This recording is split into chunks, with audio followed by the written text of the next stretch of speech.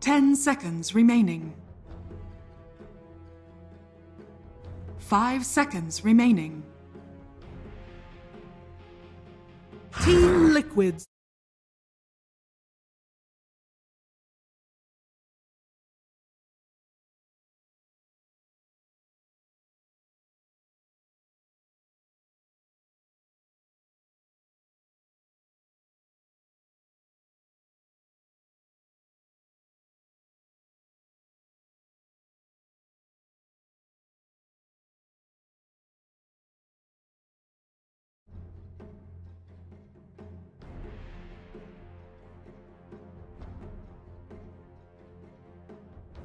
Ten seconds remaining. 5 seconds remaining. Radiant team pick.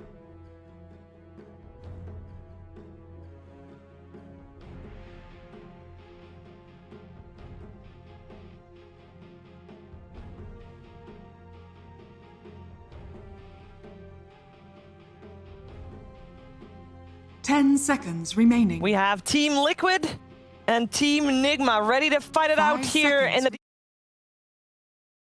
Europe, of course, and Dream League Season 14 powered by Intel still going strong here together with Purge, who joined us for the draft. Still here, of course, with Kyle and Moxie as well. We are ready for Game 1. We are also about ready to show you the opening of the draft between these two teams. Purge, before we get fully started, what are your expectations when you see these two teams matched up against each other?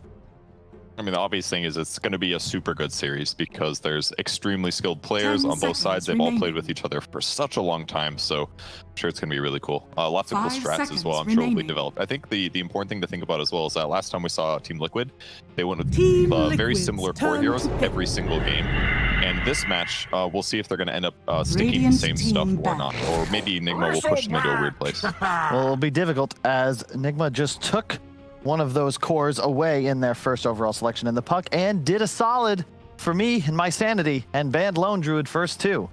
Liquid going back to one of their old staples. This goes all the way back to 2012 in a different video game. Nymphadora Armadon.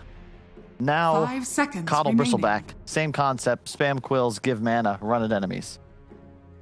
Yeah, it is a tried and tested combo. I mean, we've mentioned it multiple times already. We've just not seen it yet. This is the first time that we see it, I believe, at least in Europe and CIS from the matches that we've covered here on this broadcast. Do you like it? Like, I know Kyle like it. Purge, do you like this combo? Yeah, I think it's pretty solid. It's not as easy to execute as it used to be, but it's still pretty effective. And between these two heroes, Team Liquid is showing like we can defend so many different places on the map in dangerous circumstances. So it's kind of a cool opening. Yep. It's really nice to play against the Puck because you can kind of just stand in the coil as the Bristle and you hit so hard. You don't care about the silence once you have enough stacks going. I will say that Bristle's Aghanim Shard is one of those that I think was created near the end of their idea list because he like throws a ball of goo. It's hairball. Yeah, it's an actual, which I don't understand because he does not have hair, but it makes a wonderful noise. He's got a goatee. That's gross. I mean, I can't tell. Does that mean that somewhere the lore is now messed up and he's somewhere part cat or whatever? Dude. No? I don't know. I don't know. These bans are great, though. These teams have prepped. Yes, like, you know when they're quick like that this is all going according to plan. Yeah, no miracle, Slark. You're not making that mistake. Indeed. And they also get rid of one of the few break mechanics in the Viper, and they get rid of back because you just cannot play against that, although they leave Nyx in the pool. 5 seconds so remaining. No, Nyx is already banned. Second ban from Team Liquid. Okay, so they got rid of 2 break mechanics in Slark, which are your big counter picks to the Bristle. What is left, actually? Are there any breaks? Shadow Demon. Yeah. With eggs is about all I can think. But on the side of Team Nigma, when you have a Phoenix and a Puck, the Shadow Demon, like, is that a support you want to go for? Don't you want something with a, I don't know, a better disable, a more solid stun, for example, or get a Shadow Shaman in?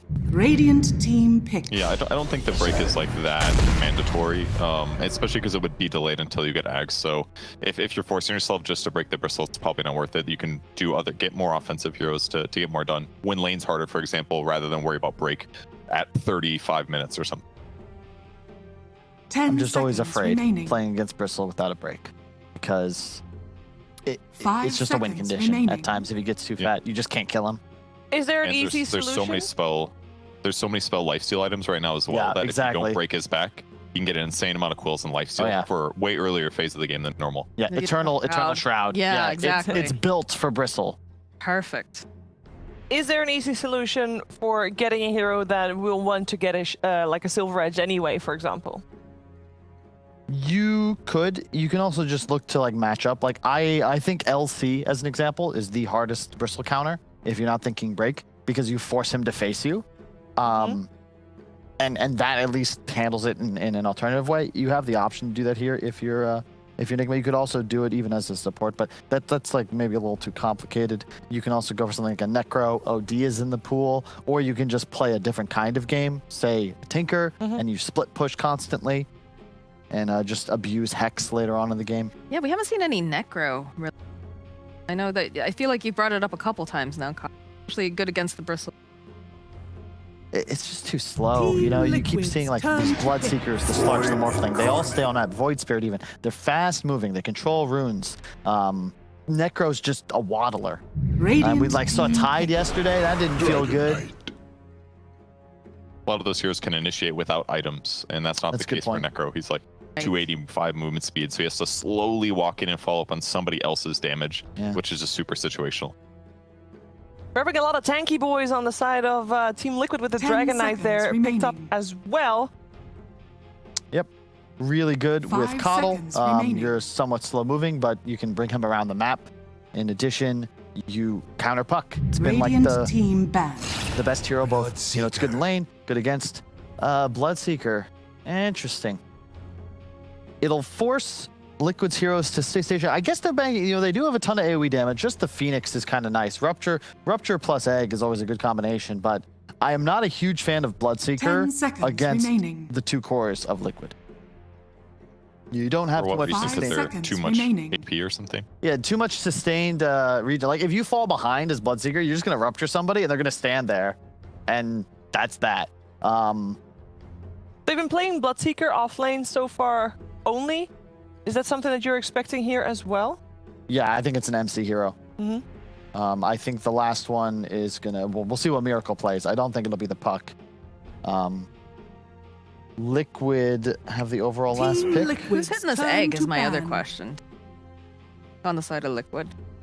Coddle, just buy some attack speed, Yeah, deal with it. No, the joke. No worries. the BKB on Dragon I could help out, but it is going to be a concern.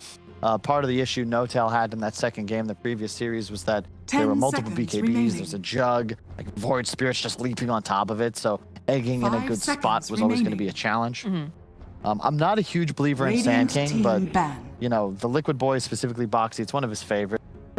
And I just don't know the item build on. I've been talking with Fogged Liquid's about it. turn to ban. We saw earlier in the previous series a strategy from the summer from OG coming back with the Morph and their Spirit. During the summer, Team Liquid went for Radiant the team combo pick. of Enigma for Taiga, playing that as a position 3 with Boxy on a Sand King being a more roaming type Sand King. Is that Good something point. that is still an option here?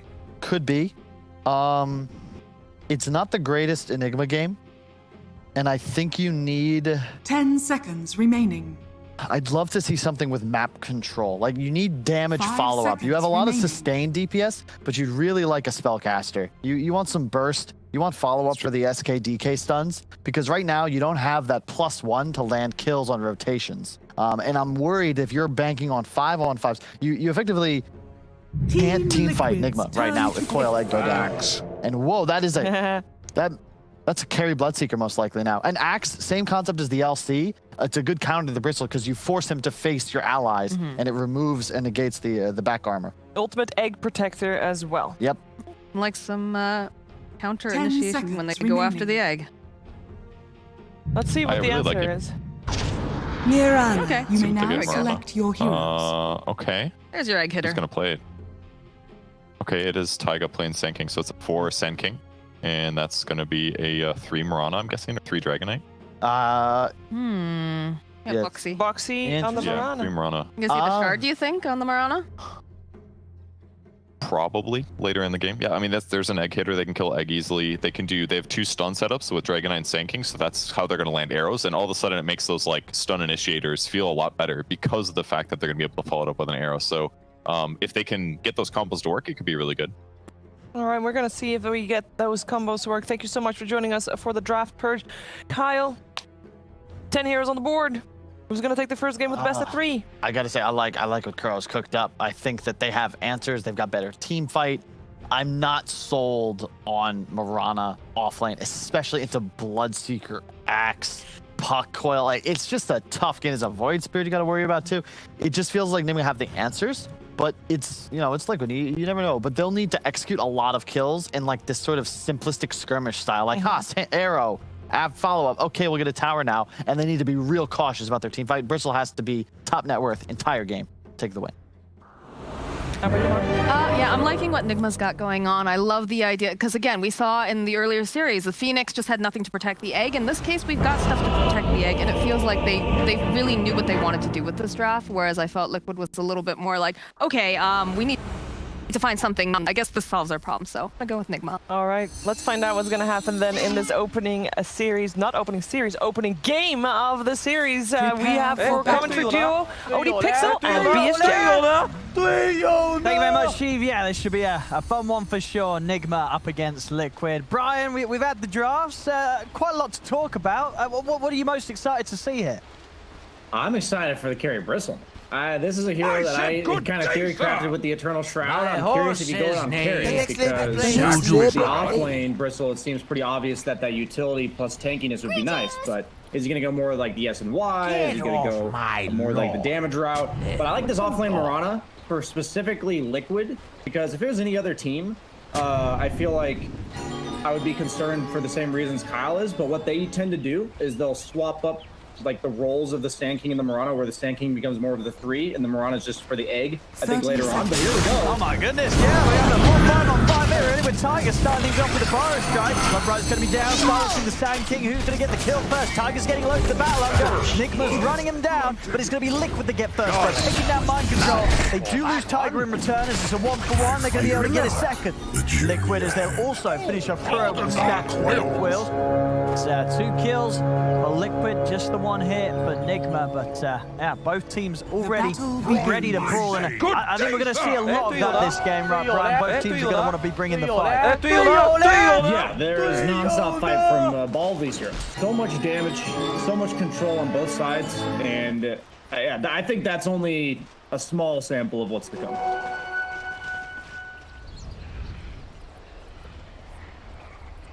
Yeah, as both take a read of one another. But as you say, you said you're interested to see what Mickey does with carry Bristol. I mean, game as a whole, do you think Nigma's drafted some good solutions for the Bristol? Have they sort of, identified the fact that it would be in this sort of position 1 and have the relevant means to deal with it? Well, yeah, what I think teams are thinking with this Puck first pick is that the best way to deal with Coil is to just stand there, and these Bristle DK heroes, I think, are meant to address that, right? But I think they're kind of ignoring the fact that GH is playing Phoenix. Percent-based damage over time. If there's any hero in the game that's going to offer enough damage to bring down these strengthy, tanky cores during the Coil, it is Phoenix.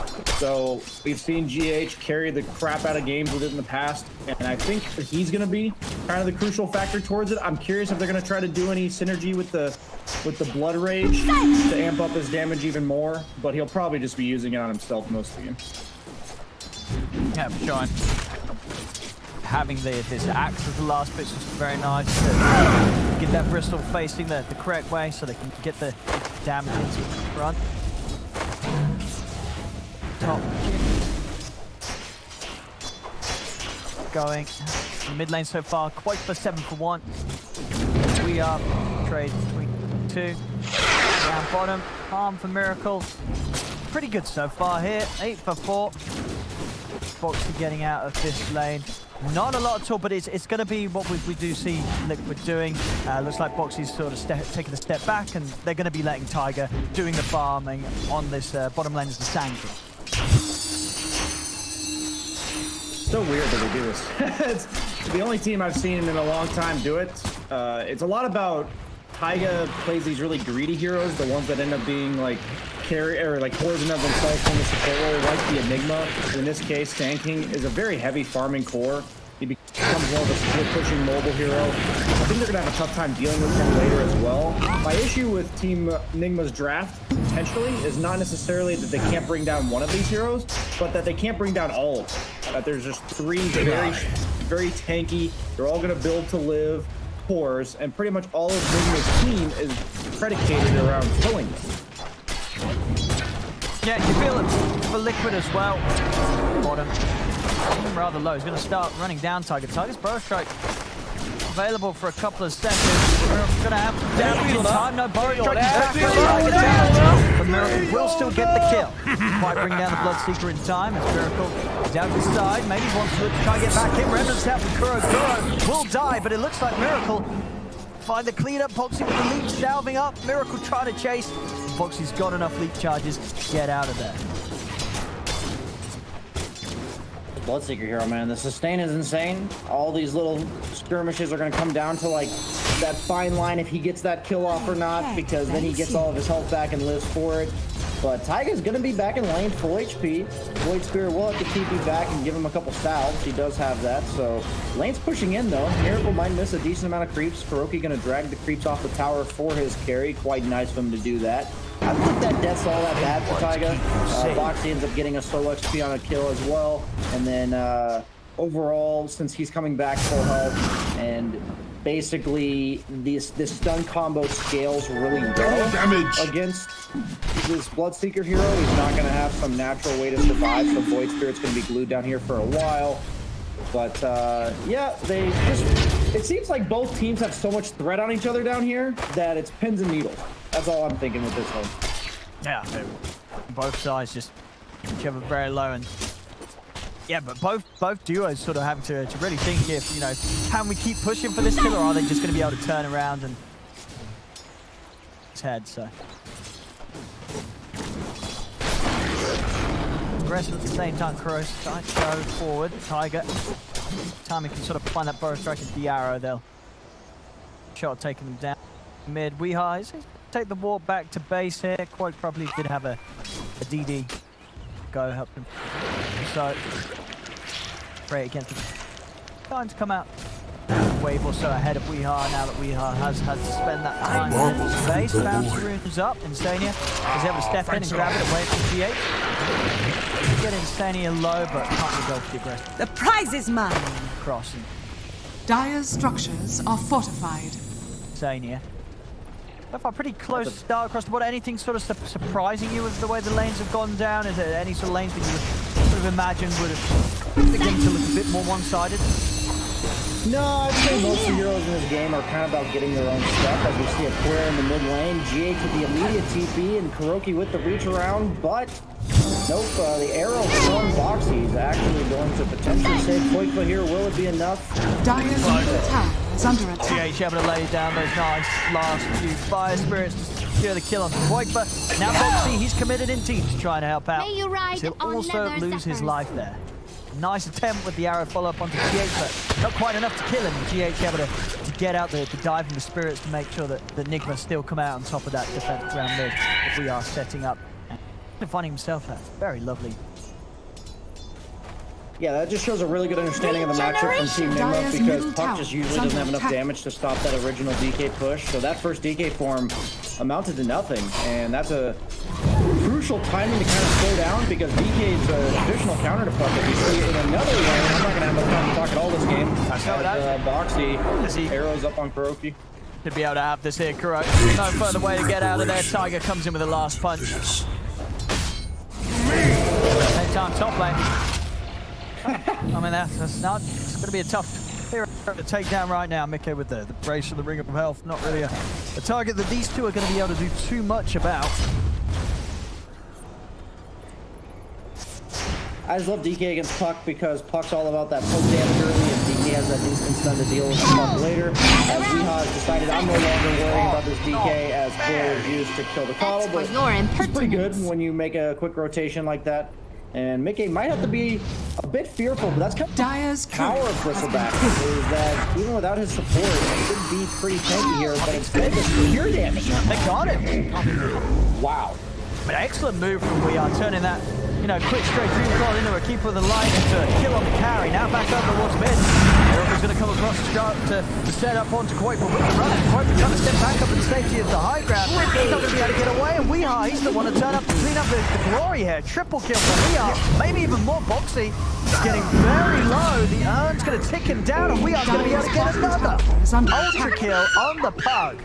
We Are could not be starting off this game any better here. 5-0-2 already for the 8-minute mark. These movements are so fast from Team Nigma. This is crazy. Like, from lane to lane, I can't even keep up with that as a caster, let alone a player. This is crazy.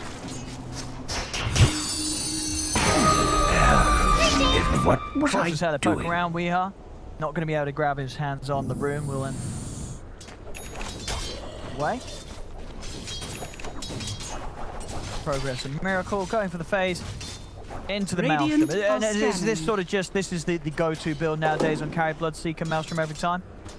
Yeah, the spell damage plus, or spell amplification plus attack speed from your Blood Rage, it's just too good, right? And they also buff Maelstrom, so that a lot of carries are buying the item.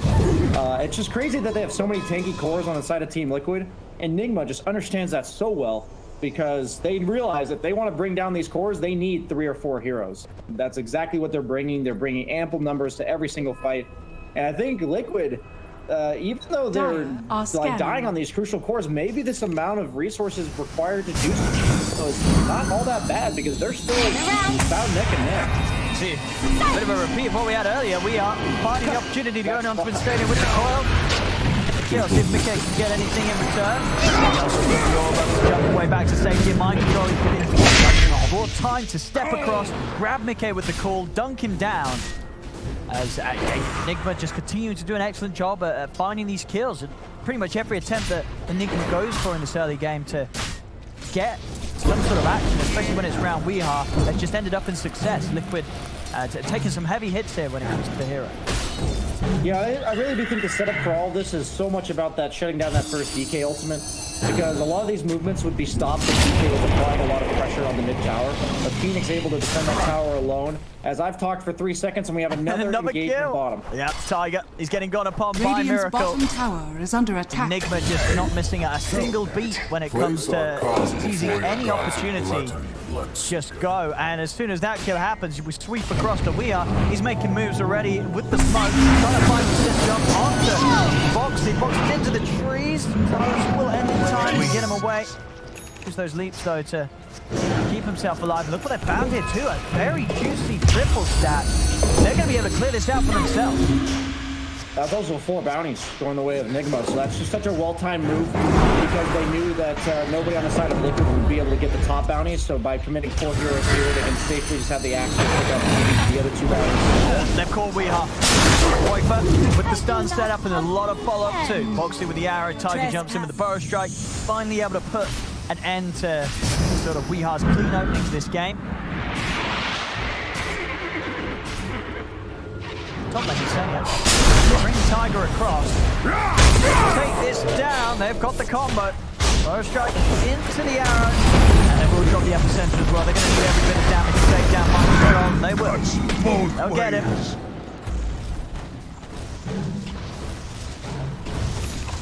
Yeah, there's so many movements from both Dire's teams. The Coddle bottom tower gives is global under presence attack. to a lot of these immobile heroes. Dire's Didn't really think about that just structures now, are but fortified. that is going to help a lot of the weaknesses of the Liquid cores. Bristleback and DK can be able to farm other parts of the map if they need to be recalled to fights anyways. Radiant's top tower Kind of is counteract under the attack. mobility from the Puck and the Void Spear and the Phoenix. Dire's bottom tower is under attack. Yeah, Dream Coil back up to try and pounce. This focus around mid, though, causing continued space for Miracle to keep farming down bottom. Okay, gold in it. Okay, still the man at the top this game on his bristle. So, level with that.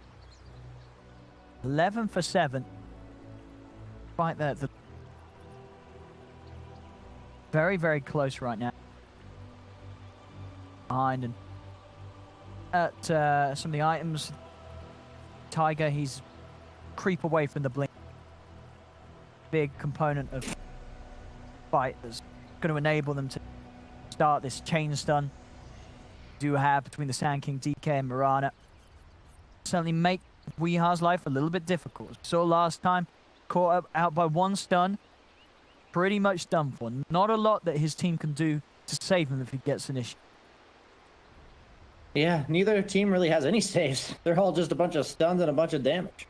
Mickey looks like he's going to be going for the hood immediately after the Vanguard, so he's going all about the tank. He's also got the Fairy's Trinket. I love this item on so many heroes, and on Bristleback, no different. Most of his damage coming out from the quills, and it is considered a spell, so 5% spell amp on that's not bad at all. I wonder if he'll rush the Eternal Shroud, or if he maybe goes back for kind of like the hood into another item, back into the Eternal Shroud.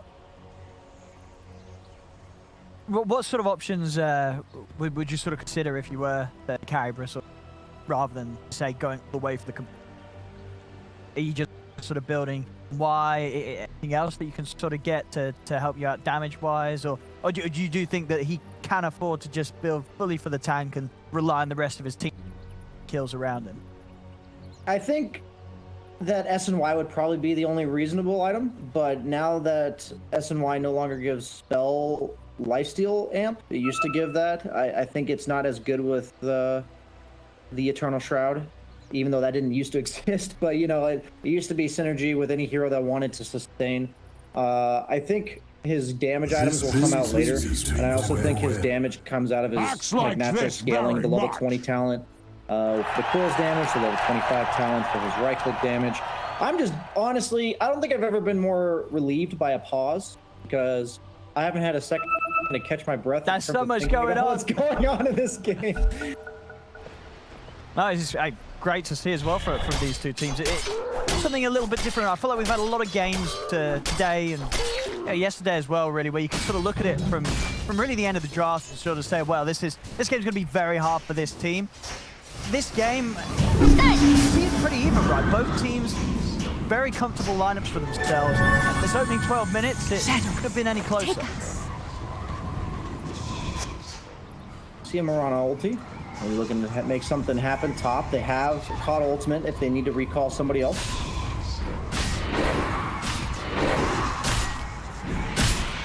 Like both teams are kind of just at a stalemate here. Yeah, they're bringing the four of them up. So not quite. Blink Dagger, very close to. Here I am. Tiger, of course, here's on the curry. He's actually going to get the gun on before he can really do anything about it. Backup's coming in, but he's been out of position by the core. Middle tower is under attack. Mike's trying to finish up the job. Liquid with the numbers. There's the only stun onto Weeha. They get the trade and they get more. Can't quite trying to chase. Hero still with a simulate left available, and ready to back up. GH is in the middle of it all. Gets the egg off. Are they able to take him down? They try their best. Foxy and Mickey, they'll be able to do it. The supernova comes to an end, but Foxy loses his life for it. Mickey still fighting fit though. He's got a lot of mana, a lot of HP to work with. As he runs down mind control, cleans up a third. As Liquid will be able to push back Nigma, come out on top. Despite their best attempt, Nigma, to really bring the fight to Liquid, entering their jungle. And as we saw, it is going to be a tricky game for GH, at least early on, to get these supernovas off, as Liquid will be able to do a pretty solid job of taking it down, especially if Boxy's alive. Yeah, you saw the Mirana pick paying off there. He did a great job of leap dodging the axe palm in order to finish off the egg. And you can tell that he knows his purpose. He dies for it, and it's a worthy sacrifice in this case, because that egg going off spell a lost team fight anytime for Team Liquid. Yeah, and you can really sort of respect why Liquid did get it for that alone. It doesn't really sort of matter about if you've got lackings elsewhere. It's very much worth to draft a pick to counter GH's Phoenix because of how great of a game you're just sort of used to seeing GH have on his Phoenix. Probably one of the best Phoenixes, so very much worth a pick just to guarantee you can take the. Yeah, I think what makes these drafts so even from these tier 1 teams whenever I watch them is that every pick has a response. You don't see an egg that doesn't get dealt with. You don't see some pushing hero that they can't bring down. You don't see tanky heroes that don't have enough damage. It's like every hero has a solution, you know? And that means that both teams have plays that can always be made. They can always take team fights because like there's some sort of AoE combination Radiant's of bottom stuns from the tower Sand is King, under from the attack. Phoenix, and both teams have some semblance of tower pressure.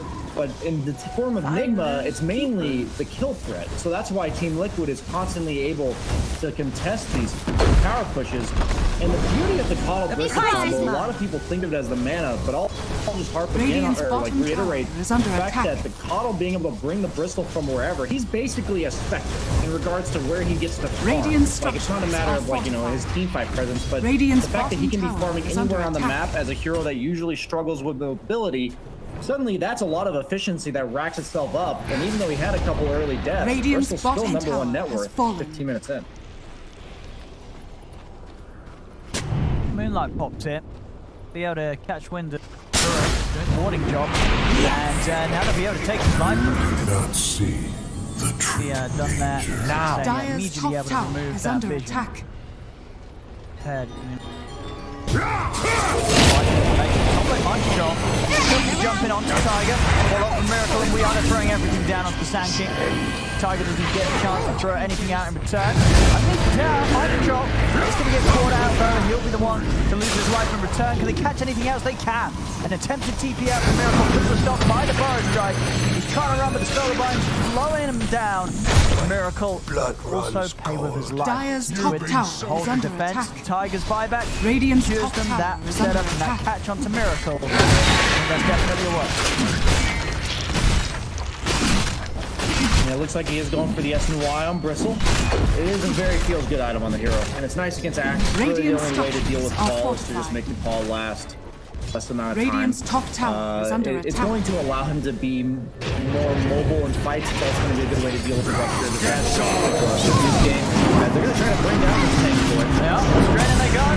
Three of them. He's got one for damage to do so. They have it as Tiger comes in with a counterplay. The Burrow Strike comes down, but GH will be able to pop Supernova. So as great as the Burrow Strike is, Liquid's got to back off. Get them stairs outside of range of the stun. Mind control. He's in with the blink. Catches Tiger. Dragging back over towards Weeheart. Full on silence. Tiger's down. For a very extended duration, of course, on the back of the buyback. Trying to reinitiate. He jumps forward to set up onto Mind control. The blast is there from the Illuminate. Kuro's got to get out of it. Poiper. 3-5's attempt. Simulates Radiant's into dodging. Kuro's into the trees. Poiper still surging. The arrow. Boxing. Radiant's He hits it. structures are Bang on fortified. target. Liquid, Radiant's they may have top lost tower Tiger, is under but attack. again, happy to bring the ball back to Dyer's Nigma. front. He gets 2 kills in return. Weeheart Radiant's continue to top poke at the tower side. He's got the is green coil. He's going to look to take out Insania with it, and he'll get it. He really does not like Insania. I'm pretty sure that's 5 out of 6 coils that are only on Insania. Crazy part about this Bristle pick is even though it was first rounded, it seems like they have a decent amount of damage. But when I was talking about the draft, how all their heroes are about killing people, it seems like, yeah, every hero wants to kill people, but they don't have like the Slark or the OD or like the Ursa, a hero that, I guess OD not as much anymore, but the hero that capitalizes on the enemy living longer, right? Feasting on them with healing stats or doing more damage. You see that they can bring the Bristle down to like 20-30%. But they just don't quite have the finishing blow.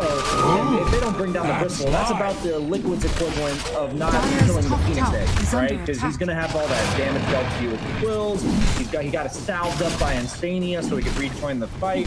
And suddenly you're seeing the power of this Bristleback, and they're stacking Ancients all game for him as well. So hero that isn't traditionally known to farm super fast, suddenly Radiant are skyrocketing scanning. in net worth. And Dyer's top tower lane is game so under far for attack. him, despite being first round. Dyer's structures Yeah, it really are is. We fortified. see that on the stats. He's found just as much from neutrals and ancients as he has from lane.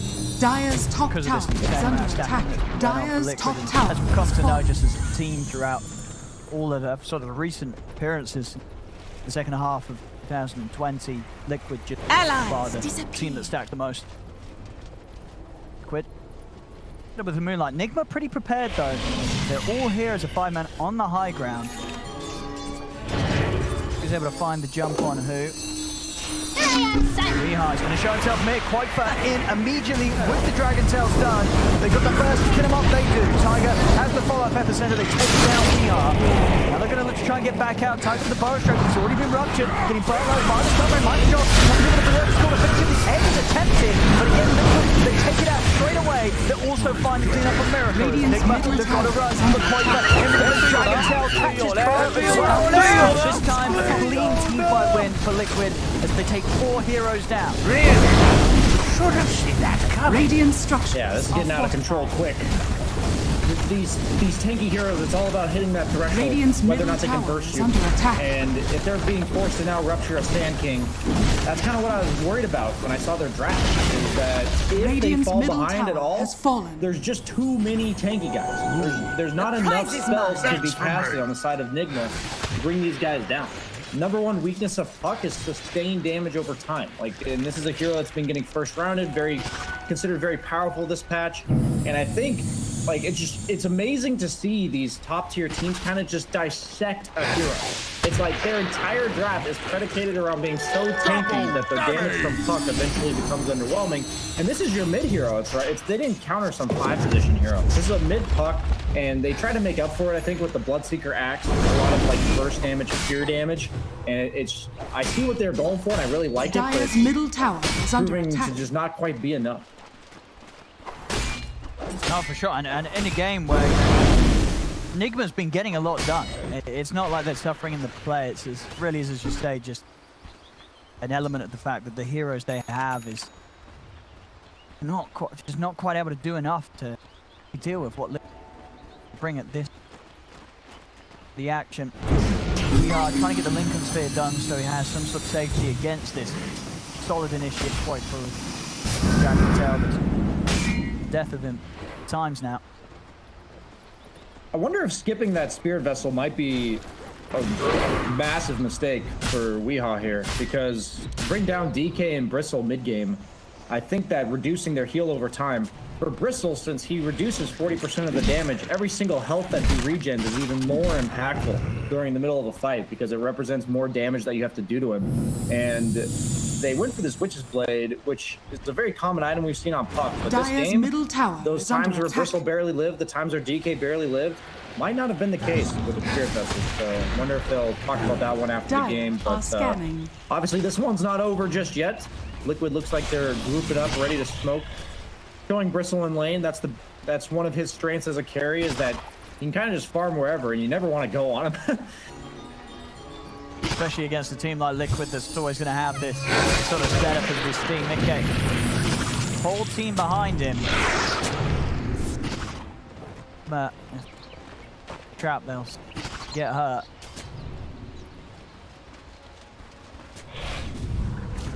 Top for Kuro. Tiger finding the burrow stroke. Kuro's got his cancel. Gets away. They're going for the Broche. Mickey's going to start slowly wearing it down. Nigma, they do have the smoke, and they have got the jump ready. We'll sort of find they can try for mind control. A little off the mark with the call. As now Tiger, he's in the cancel. They get the burrow stroke down on the 2 of them. GH going for the egg. They're trying their best to take it down. Supernova they can. Again, taking it out. Both Mickey and Koipa just focus the Supernova completely. GH will buy back, but now he's without the ultimate. Dire's bottom tower is under attack. Look at Insane his inventory. He's got the shell, he's got the runs back up, runs right back in. You see everyone an attempt for Nigma again to get the fight going. Mind control, he's getting low. Tiger's able to finish him, jumps in the burrow strike.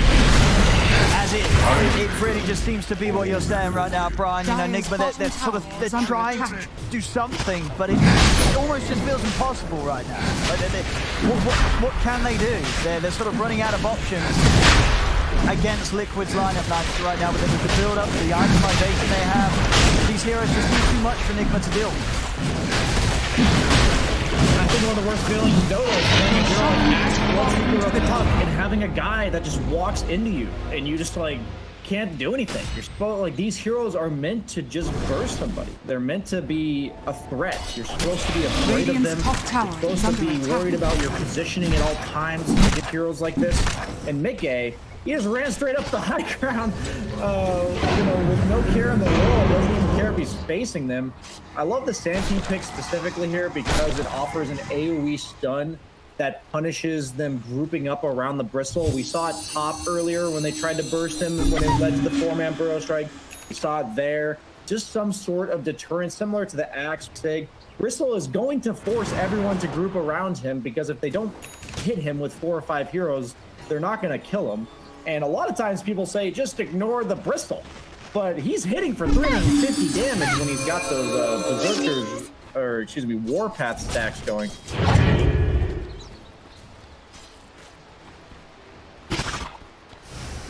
I mean, for Nigma, is there any sort of...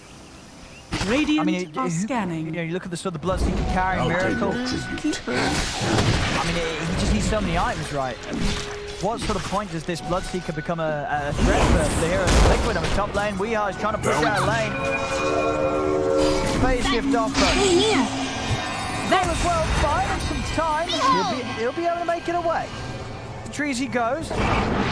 Won't die today. Yeah, Liquid's farming all 3 lanes, though. Bristle's farming bottom, Coddle's pushing mid, and the gank top is more of a, get out of here, this is our lane. And if Coddle groups up with his team top, he can bring the Bristle with him. Mickey's doing the same thing as we just saw top, bottom, but he can do it by himself because he's got the Aegis. This is all just map control. They're the sheepdogs. Nigma's the sheep. They're just trying to herd them. That's all they're trying to do. And now Nigma is stuck on their triangle. This is what I see almost every tier 1 team do with their Aegis, right? They're just going to slowly just group you together and then eventually choke you out so that the net worth lead is going to go up and up. If they can kill this champion, that'd be really good. But Taiga, he's ready. He's not going to get surprised by this kind of stuff. He knows he's alone. He's the one vulnerable on his team, and he is instantly ready Radiant's to react bottom when the tower axe is tries to under jump. attack. So much pressure coming in from Liquid now. Okay, knocking on tier 2. Enigma, and they still have the 4 of them sat top. Behind Miracle in case Radiant's the jump was to come bottom in on tower has fallen. Pistol blade done. 26 minutes in, this is, yeah. This is some crazy levels of farm on Liquid Bristle. It's all from the Coddle stacks and the mana. He doesn't have to buy any Radiant's mana bottom items, tower is and under he gets attack. all those extra stacks. It's so nice for Bristle. One of his biggest weaknesses is having to buy so many regen items to actually use his quills off cooldown. But that's just not the case with Keeper of the Light. Radiant Instantly, Dragon Tail stuns at the same time. Tiger just moves over towards the backline, commits to the burst, so TH are very deep. They can easily keep themselves out of range. They get the full control on the Tiger. They take down Tiger. Miracle's trying to fight against this, but Mickey with the basher. With the Abyssal, he's just backing him up. Controlling Miracle through the BKB. As Miracle's down for a minute, no buyback. Burrow will be soon to fall. And Liquid, they can just start taking the base. They've got the creeps moving in on the bottom. Backdoor protection comes down. We are trying to clean them out. Push back these waves. But it's only down to him and GH, and it really does feel like just the last 10 minutes of this game. Radiant's bottom It's just been a walk in the park for Liquid's lineup. Radiant's bottom barracks has fallen. Radiant's middle tower is under attack. Yeah, the pace of this game is absolutely nuts from both teams. And it's definitely a threshold where either the Liquid Wolves are burstable and they can't play the map, in which case they're going to be inefficient and they're going to fall behind, or the Liquid Cores are unkillable and they can play all 3 lanes. That was kind of the story of this game. In Liquid's favor. I think both teams made a lot of good moves, but at the end of the day, like, just a few things where Mickey doesn't quite get brought down top. These momentum swings in these type of matchups where it's like, can you kill us full to 0 or not, are going to completely decide the game. And Liquid looks like they're going to completely run away with it as they now run away after killing 2 Radiant's lanes middle of barracks. has fallen. 21k here, 28 minutes in. I mean, the thing is, when you sort of look at the game now, like, how one-sided was the draft? Like, what could have played out differently for Nigma to have not got to this against Liquid? I don't think it's like a one-sided draft. If you look at the net worth, it's not like this. Oh, okay, they don't even give us a second here. Oh, Tiger, he's up on the cliff. Time to burn him down with a stun ray. Krora's already dead this time. We are gets on the back line to boil down onto Boxy. He's popping the egg. Tiger's still staying. He's slowly burning up on this cliff, so they won't get Tiger. Monster kill! Meanwhile, Mickey stops himself with DD, and he kills off Weehaw. Weeha's gone. Yeah, if you look at the net worth charts, this game was completely even at 15 minutes. Yeah. They've accrued all of this 22k net worth lead in the last 13 minutes. So it's just a matter of those mid-game skirmishes where who comes out on top. Like that was all it Radiant's was. middle Because tower is the thing under is, attack. once you kill Bristle like 2 or 3 times in the mid-game, it becomes easier and easier to kill them. And same with Dragon Radiant's Knight. middle But tower if has you struggle fallen. to kill them, it becomes even more Radiant's and more middle difficult tower to kill them. is under And that's attack. exactly what you're seeing. They're really starting to build the way this game's played out. As Nigma, I like how they're giving their final stand here. They're not going to go down without a fight. Giant Miracle. Oh, it's big MBS as he walks into the arrow. No, he's dead for sure. As you look straight into it, takes it head first. The arrow from Boxy Radiant's as middle he's down tower and is out. under attack. Poifer just killing them outside of the fountain. As there's no defense that Nigma can put together here. Liquid is looking to close up this game 1, and they'll do so. GG is called. And Liquid, as you say, just mid-game onwards, just on complete fire, and really nothing that Nigma could do whatsoever to slow them down, as Liquid just snowballed completely out of control for the second half of that game. Yeah, I'll say that.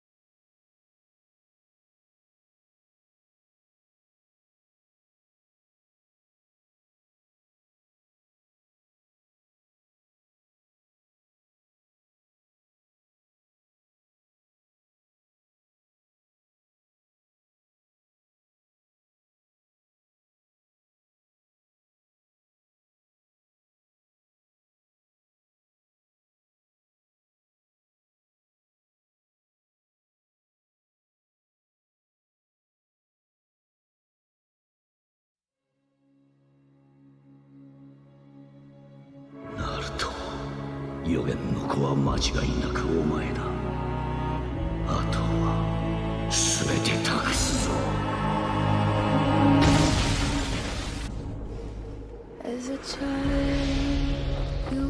痛みを受け取れ。痛みを知れ。世界に痛みを。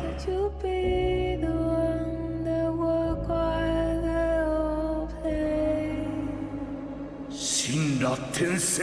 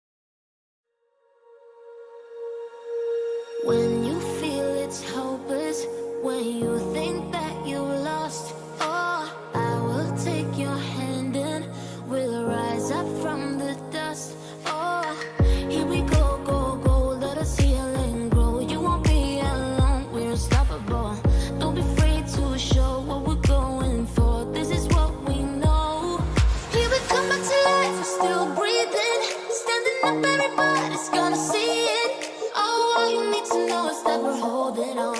Even if we fall, we will rise up and we follow the path that we believe in. No, we're not gonna stop until we reach it. Oh, all you need to know is that we're holding on. We rise up from the dust and clear my throat.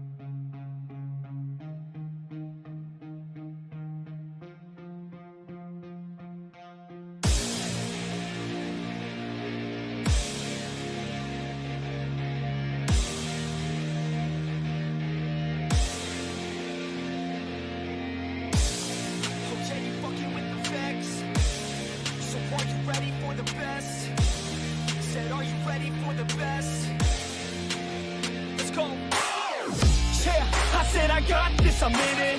I'm hella filthy, so I got this, I'm winning. I'm not a quitter, so I'm not fucking quitting. Just try to stop me and you'll drop dead missing. I'm on my way to the top now, listen. I ain't never gonna stop, too driven. I ain't never getting lost, got vision. I'ma make this shit hot, ignition. Yeah, don't give me facts, not fiction. Then you know I fucking listen, cause I'm on a fucking mission. Man, you got to be driven, cause this world is unforgiving. You're the only one that's winning, or the only one that's quitting. So get up and stay committed, don't be asking for permission. Hit the gas after ignition and start acting like you're winning. Make your own damn decisions, don't let others make you victims. Have a thought and have a vision, don't get caught up in the millions.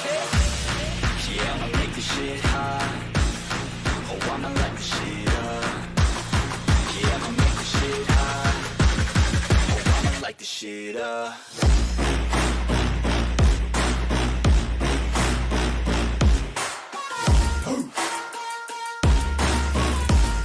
Like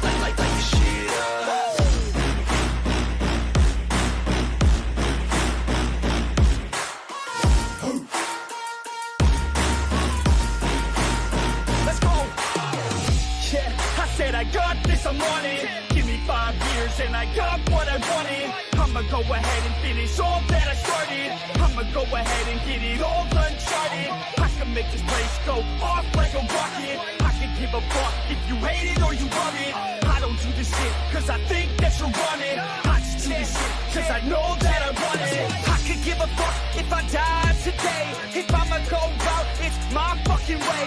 At least I'll go out with some pride to my name. With the fight, not a play, that's my fucking way, ho. Y'all can sit back and think you heard the best of me. I can guarantee that you haven't seen the rest of me. I can guarantee that this shit's gonna be my destiny. And I will never sleep till I make it, then I'll rest in peace. Yeah, I'ma make this shit hot. Oh, I'ma light the shit up. Yeah, I'ma make this shit hot. Oh, I'ma light the shit up.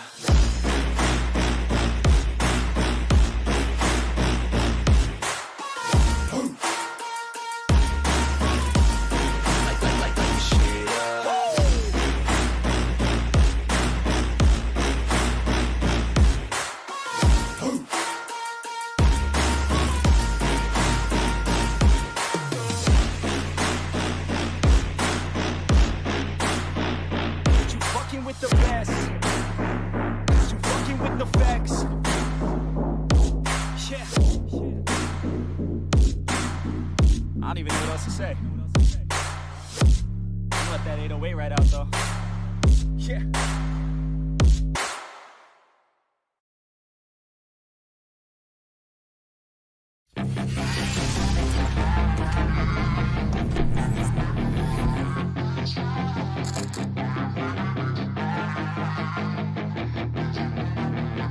Yeah, she's got some nice long hair, and you know that she's a bad chick. All the boys stare, can't help it, it's a habit. Clothes that she wears, short skirt and a jacket. I just wanna get her all alone on a mattress. I just wanna have it, I just gotta have it. Rumors all around say her body is fantastic. All natural, not a piece of fur is plastic. Head to her toes, yeah, they say that she's a latch. Yeah, the whispers all around say she has a reputation. Don't believe it till I see it, so I want a demonstration. And I've always learned it better with a hands-on education. So I need a private session if you get what I am saying. And they say that she's not easy, no, she's really complicated. But that only makes it better, and it's got me so fixated. And I'm not the type to wait around, I've never hesitated. But she's got me captivated, so the game, I'm gonna play it, yeah. She's got a body like a coke thing. She likes to keep the party going. These rumors got me feeling lonely. I want that body, baby, show me. She's got a body like a coke thing. She likes to keep the party going. These rumors got me feeling lonely. I want that body, baby, show me.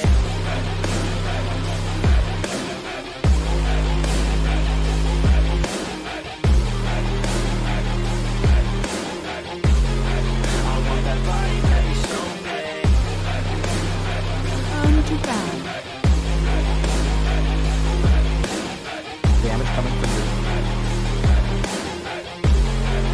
Yeah, I heard you look good in a song.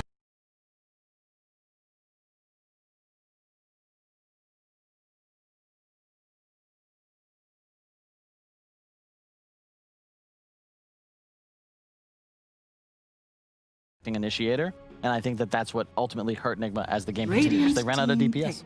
They did indeed, and we talked to Insania after their victory against Viking earlier this week, Moxie, and he mentioned specifically that in their help in preparing jobs, that is there, and of course Blitz as well, help them prepare to be able to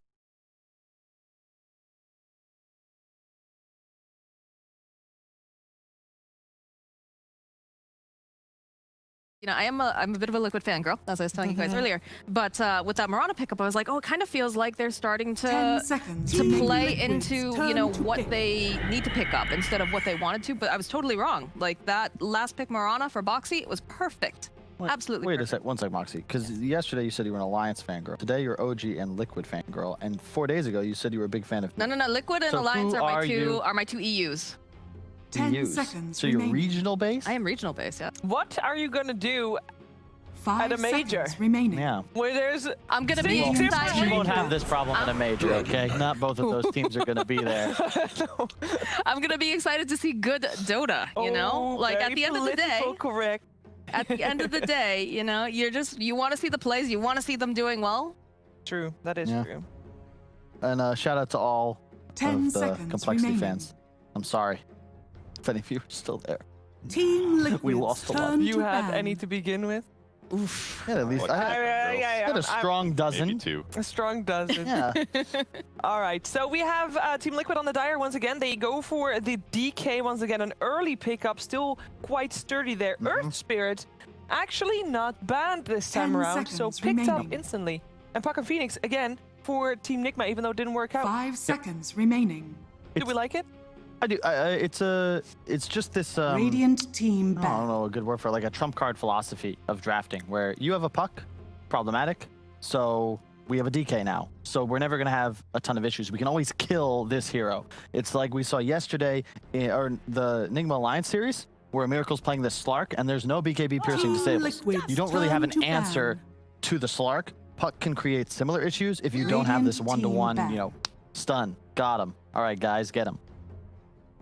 And the other thing I really like about what Liquid's doing is that in all of their drafts so far for the DPC, they've been picking quite for these heroes that are not only really difficult to gank in lane, but are also very good at pushing towers. So, and that they find that piece so 10 important seconds that they keep remaining.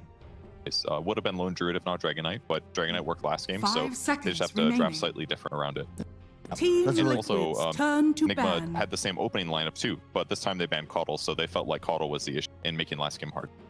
That's a really good point. Liquid, and you'll see this if you really study the patterns of how teams draft, but they like to check the same boxes. You know, you can't prioritize everything in a draft, but 10 specifically seconds Liquid remaining. really value stuns. This is like one of those old 5 school seconds lessons, like on our remaining. Han 10 Commandments. Pick stuns. If you can't stun people, you can't kill them, and everyone is equally talented when stunned. Shiva and Miracle are the same player when CC'd. I actually beat Miracle once in a pub. I feel like I'm better.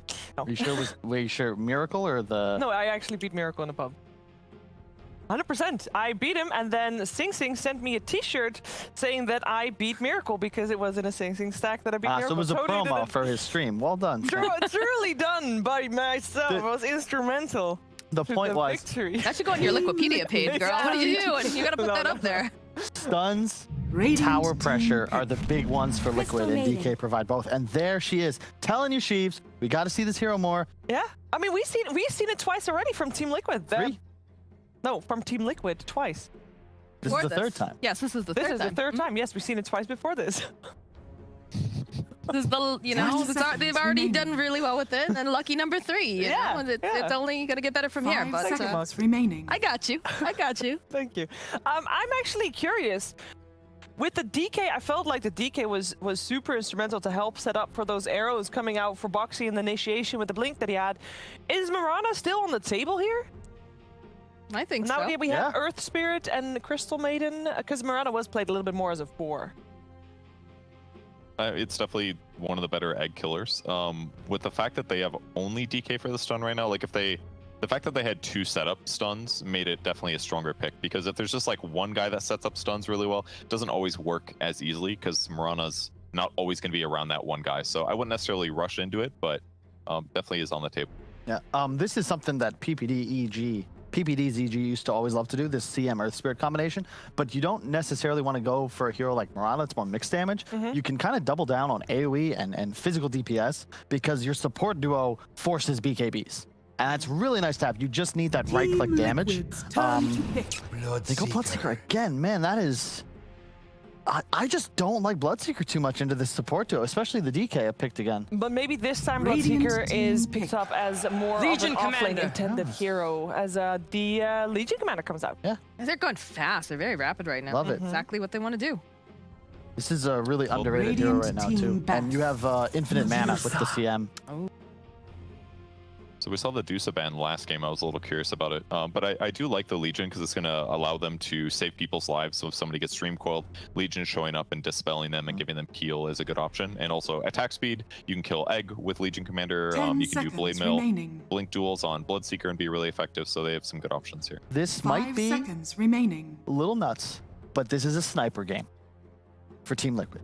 Team Liquid's turn That does to sound ban. nuts. Yeah, why is this a sniper Against game for Puck, Team Liquid? Bloodseeker. It is really good against in the laning phase. If you go up against it middle, you hard counter Medusa, and I mean, hoo hoo ha That's a ha. hard counter Medusa. Do you think it's You Medusa's outrange, safe lane? you outrange Stonegaze. 10 Yeah, seconds but she remaining. runs really fast with Stonegaze now, so she'll run them down every time. Yes, well, 5 you'll seconds remaining. you have the cooldown reduction with the Midas, so by then you'll have even more items than she does. Yeah. Look, I like playing sniper, but it's still really, really, really situational.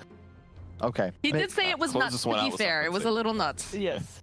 He's just theory crafting, Yeah. More you than a know? little nuts. This though, like this is how you want to see Bloodseeker in a matchup, right? Like in the previous game, it was a 1 because you needed something to actually deal damage. Whereas in this game, it'll be an MC hero, and he can just play for vibes, you know? Support items. Yep. I'll buff up the Dusa. I'll rupture. I'll spam Bloodright. I don't have to worry about dealing damage. I can be this really cool utility concept, and I think that that's just a lot better suited for the hero and its place in the meta right now. I agree with that. Thanks, Kevin. Radiant team ban. So what are we looking for as our last picks here? Because we have a little bit of flexibility coming, I would say, from both squads actually for their last pick. What are we lacking? Kuro's missing his hero, so he gets the last pick. That's got to feel good. Unless he plays 10 Puck. seconds remaining. I suppose. Yeah, he does pick the weird hero sometimes. He does. 5 seconds You remaining. need a Mickey hero for Liquid, Yeah. and I think you need a Kuro hero for Enigma. I guess, wouldn't mind a Venge. It's a really good Venge game with Puck and a Dusa. Yeah. And against Swap out DLC. whoever gets dueled. Yeah. It's Snap the coil. not a bad hero right now. What a luxury position Team Liquid is in to have that Team one ban, Liquid's Broodmother turn to ban. and Lone Druid. 2 bans, Yeah. I guess, coming out every time. That gives them such a strategic advantageous Yeah. position. And then Ice Frog doing what he can to make their lives more difficult, just continuously adding bans. Yep. Radiant It's really team biased, if you ask me. Yeah, the DP ban coming out there from Team Liquid. They expect it could be a Phoenix support. Well, Could have been Death Prophet side lane, like they played, like Nigma played before. mhm. Would have been decent against Legion. I just 10 want them to keep it seconds simple. I really think remaining. you just give me a Venge, something solid. So it's just a point and click stun. You don't have any 5 right now. seconds remaining. They have a full minute left. Well, almost a full minute left in their bonus time. So they have some time to think this through and to talk this through with their coach, Armin. There's a lot of options, actually, still available. How do we feel like they're doing in terms of, not in terms of position, but like, I kind of feel like they're lacking some, for example, tower damage coming out from the...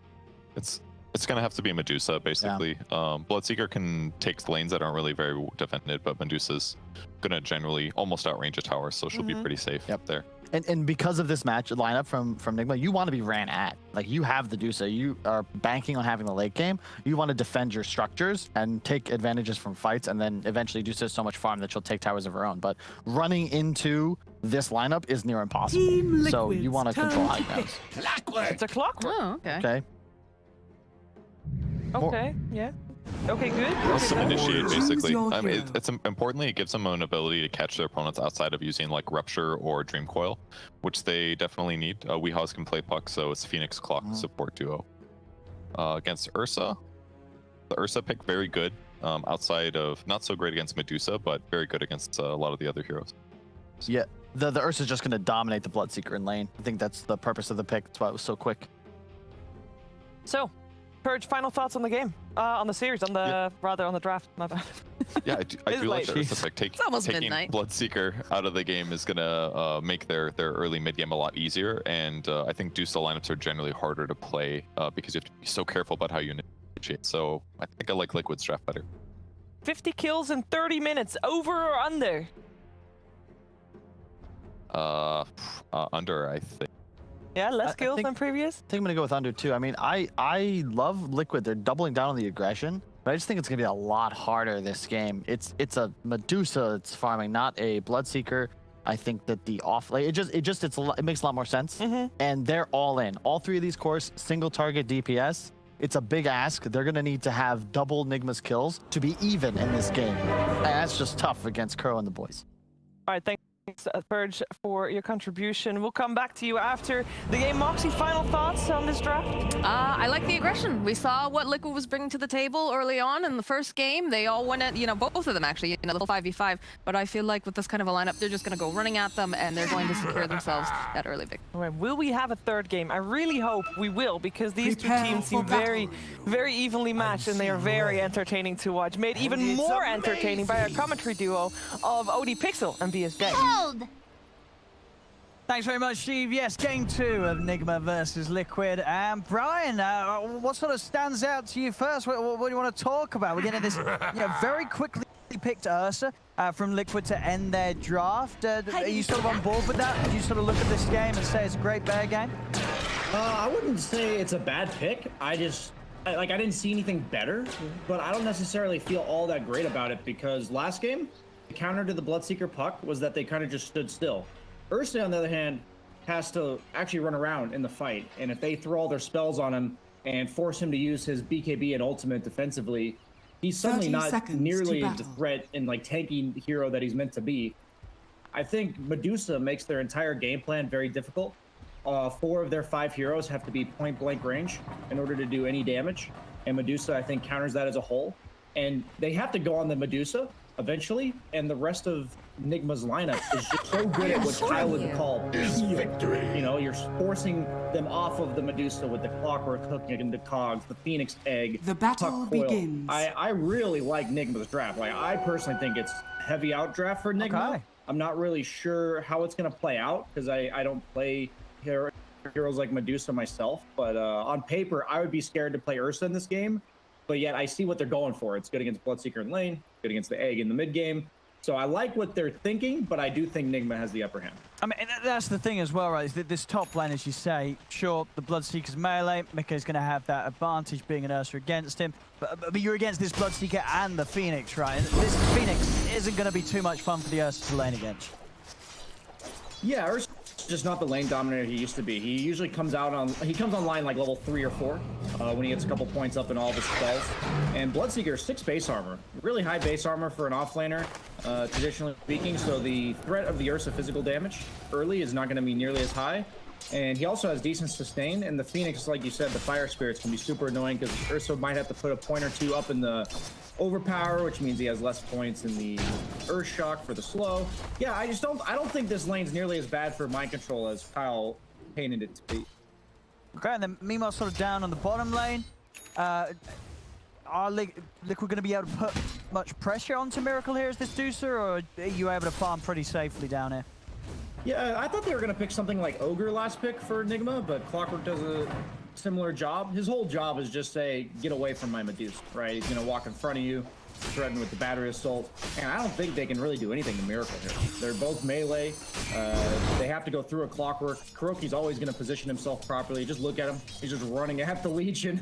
Boxy's actually getting completely zoned as Miracle's just free farming down here. I really like the idea that Miracle has to solo carry this game. I think his hero is much more built than last game to do just that. So yeah, Kuro doing a great job of just running Boxy down and causing him to have to make the move all the way back to his tower. Top lane Mika, he's looking for GH. He's going to have another shock in a second. Radiant's courier has been GH killed. just hits level 2 and is able to dive back out to safety. Quite able to off yet. And it's going to be interesting. Oh, Miracle, he's sort of ended himself up underneath that tower here. Tiger do the best with the body blocks, but Kuro will come across, hogs down onto 2 of them. He's able to safely sit back and revive again. An abundance of mana to rely on for his shield. And yeah, just going to be interesting what Miracle builds. Medusa, we did see a Medusa the other day. Went for 2 of the Falcon Blades into the S and Y. So that is definitely one way to play the hero in this patch. See which way Miracle wants. I'm curious, I'm curious if he does the same thing. The Falcon Blade seems really nice for the mana regen as well as the health. It's just so value on Medusa, but I don't know if you need 2 of them. So I'm kind of that's the only sample size I have thus far. But I'm not like sold on it completely yet. No, because other than that, like what sort of other items are you looking on Medusa? Is this another hero that you still feel happy getting a Maelstrom early on to just sort of speed up your game?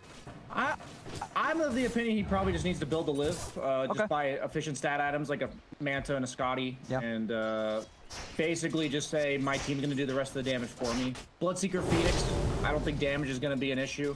I think it's more so that as long as Liquid can't kill him before all of his teammates' damage goes off, then he's good to go. Their target looking onto Weehaw, but quite be able to set up completely. Bottom. Boxy now with the level 3 can do a better job of turning and trading back with Kuro. Points at the moment, courage to so. Mid lane Weehaw is completely out of regen. 4-minute rune's coming up. He's going to chance it for the bottom rune, and he's going to get very fortunate too. Gets the refill, and it's an arcane. So lovely power rune there for Weehaw. On the side, only really that bottom lane where Boxy's a little behind sort of the top lane. We're going pretty evenly. No one else really getting completely bullied out of You will make a nice knowing. mid. I like the Tiger's move here. I think him going top is really good because he can't really help pressure the Dusa, and so in that case, just let Boxy be Boxy down here, and he's allowing the Ursa to get solo, like basically free farm up here because mind control to walk up.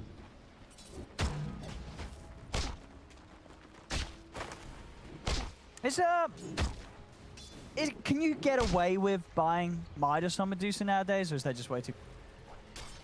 I think in some games you can. I think he's heavily benefits from the attack speed, and it just depends on how much you feel like you're going to get ran at mid-game. And I think since Liquid has such a high threat of that here, as you see, Crystal Maiden, I feel like if you had to bank on one hero every game being first blood, you know, high percentage-wise, it'd be a Crystal Maiden. I have a chance getting mid as well, getting clipped by the edge of the blood bright. Speed for mind control to keep chasing with Weehaw, and at the same time down bottom, Kuro. There's 2 of them. Kuro and Miracle able to run down Boxy. Kills across the map here for Nigma, and again, you know, Weehaw making the same sort of moves that he was in that last game where he really was off to just a brilliant start with his early rotations on the puck, and we're seeing that yet again here. He's still getting aggressive top. He's about a creep away from hitting level 6. Insania, very low. He's trying to pop a salve Insania, but Weehaw's going to be able to finish it off. The setup's there for Mind Control to get the kill with the Blood Right, and now Weehaw, he's level 6, so he can look to get even more out of this. Turns over towards Tiger. They're going to get another out of it. It really is, again, just the opening 8 minutes we saw, you know, Weehaw get an ultra kill in the last game. Already here in the 6 minutes, 2-0-2. He got so much done there with that move up to top. I think in this patch, it's really hard to play carry. I think it's really hard to be survivable as carry. I think if you ever manage to draft a carry, that I look at and say, I don't really know how he dies. I feel like it's a significant draft advantage, more so in this patch than normal. And I just look at this last pick Ursa, and what made me so hesitant about it was that I'm so scared of his. He can't like farm from 10 to 15 minutes. Like he's gonna get ran at. He's constantly under threat. Puck actually deals with me very well super early game, and I don't feel like they can reciprocate that pressure onto this Medusa. I think the last pick was great. You saw it bottom, and exactly what it was meant to accomplish when Miracle got kicked under tower. But here, they're looking to make something happen. Liquid is not okay with the status quo of this game, and they are going to try to basically ensure this Ursa's safety top so that he can have some space to play. GH breaks the smoke. Yeah, out completely, so unlikely that Tiger and Seni can get the angle they want. Look who's chasing. Weeha's already moving back up here. 4 seconds to Dream Coil, no hesitation. As soon as the ult's up, Weeha's in position to put on the pressure. Mickey has hit the 6. He's going to pump it early here to break the coil. Sure that he does Nigma from trying to dive in underneath the tower. It's just so nice to play Deuce here because usually as a carry you're like quote-unquote AFK, right? But he's actually able to defend mid tower. So that is super nice because he frees up his puck to do whatever Weehaw wants on the map. And you see here, he's pressuring the Ursa while Medusa's just defending mid tower and farming. You just have to compare the lives of these two carries, the two heroes that are meant to win the game for their team. Medusa's just chilling mid, Ursa's getting ran at by 3 heroes. And I think this is gonna basically be the look of the game for the next 10 minutes, honestly. And by that point, I think the net worth lead from the net worth differential between Miracle and Radiant's Mege middle will tower be is under attack. too much to overcome for a hero like Ursa against Medusa. What's the top? Tiger. The rest of Liquid, they sort of bailed out of this top lane. Tiger tried to stick around to at least soak up the XP. But Nigma not going to let that happen. Another kill's found out that top lane. That top lane is going to be completely abandoned now for Liquid. Very surprised if we see them try and put any hero up here. Certainly issues to deal with elsewhere. Pressure already coming in mid. Because as you say, it's going to be very good timings this game. Just had that SMY queued up the Brave fans. Dyer's top tower So is not under a Falcon attack. Blade, man. Just going for the standard SMY, so just purify ability as soon as he can. Top lane Tiger, he came back to the lane. I mean, I said they wouldn't come up here. Tiger decided to prove me wrong. Instantly TP's back and dies the second time.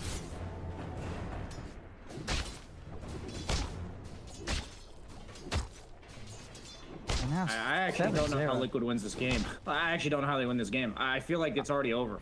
That's how I view it. And the beauty of this is I love how teams will do whatever they can to win the game. Like they're just gonna figure out some way. Like if we can win the game, what's the one iteration, according to Doctor Strange here, that results in our victory. And right now, it looks like Liquid is just gonna try to hit their timing. DK, I think, is going to be the backbone of their comeback here.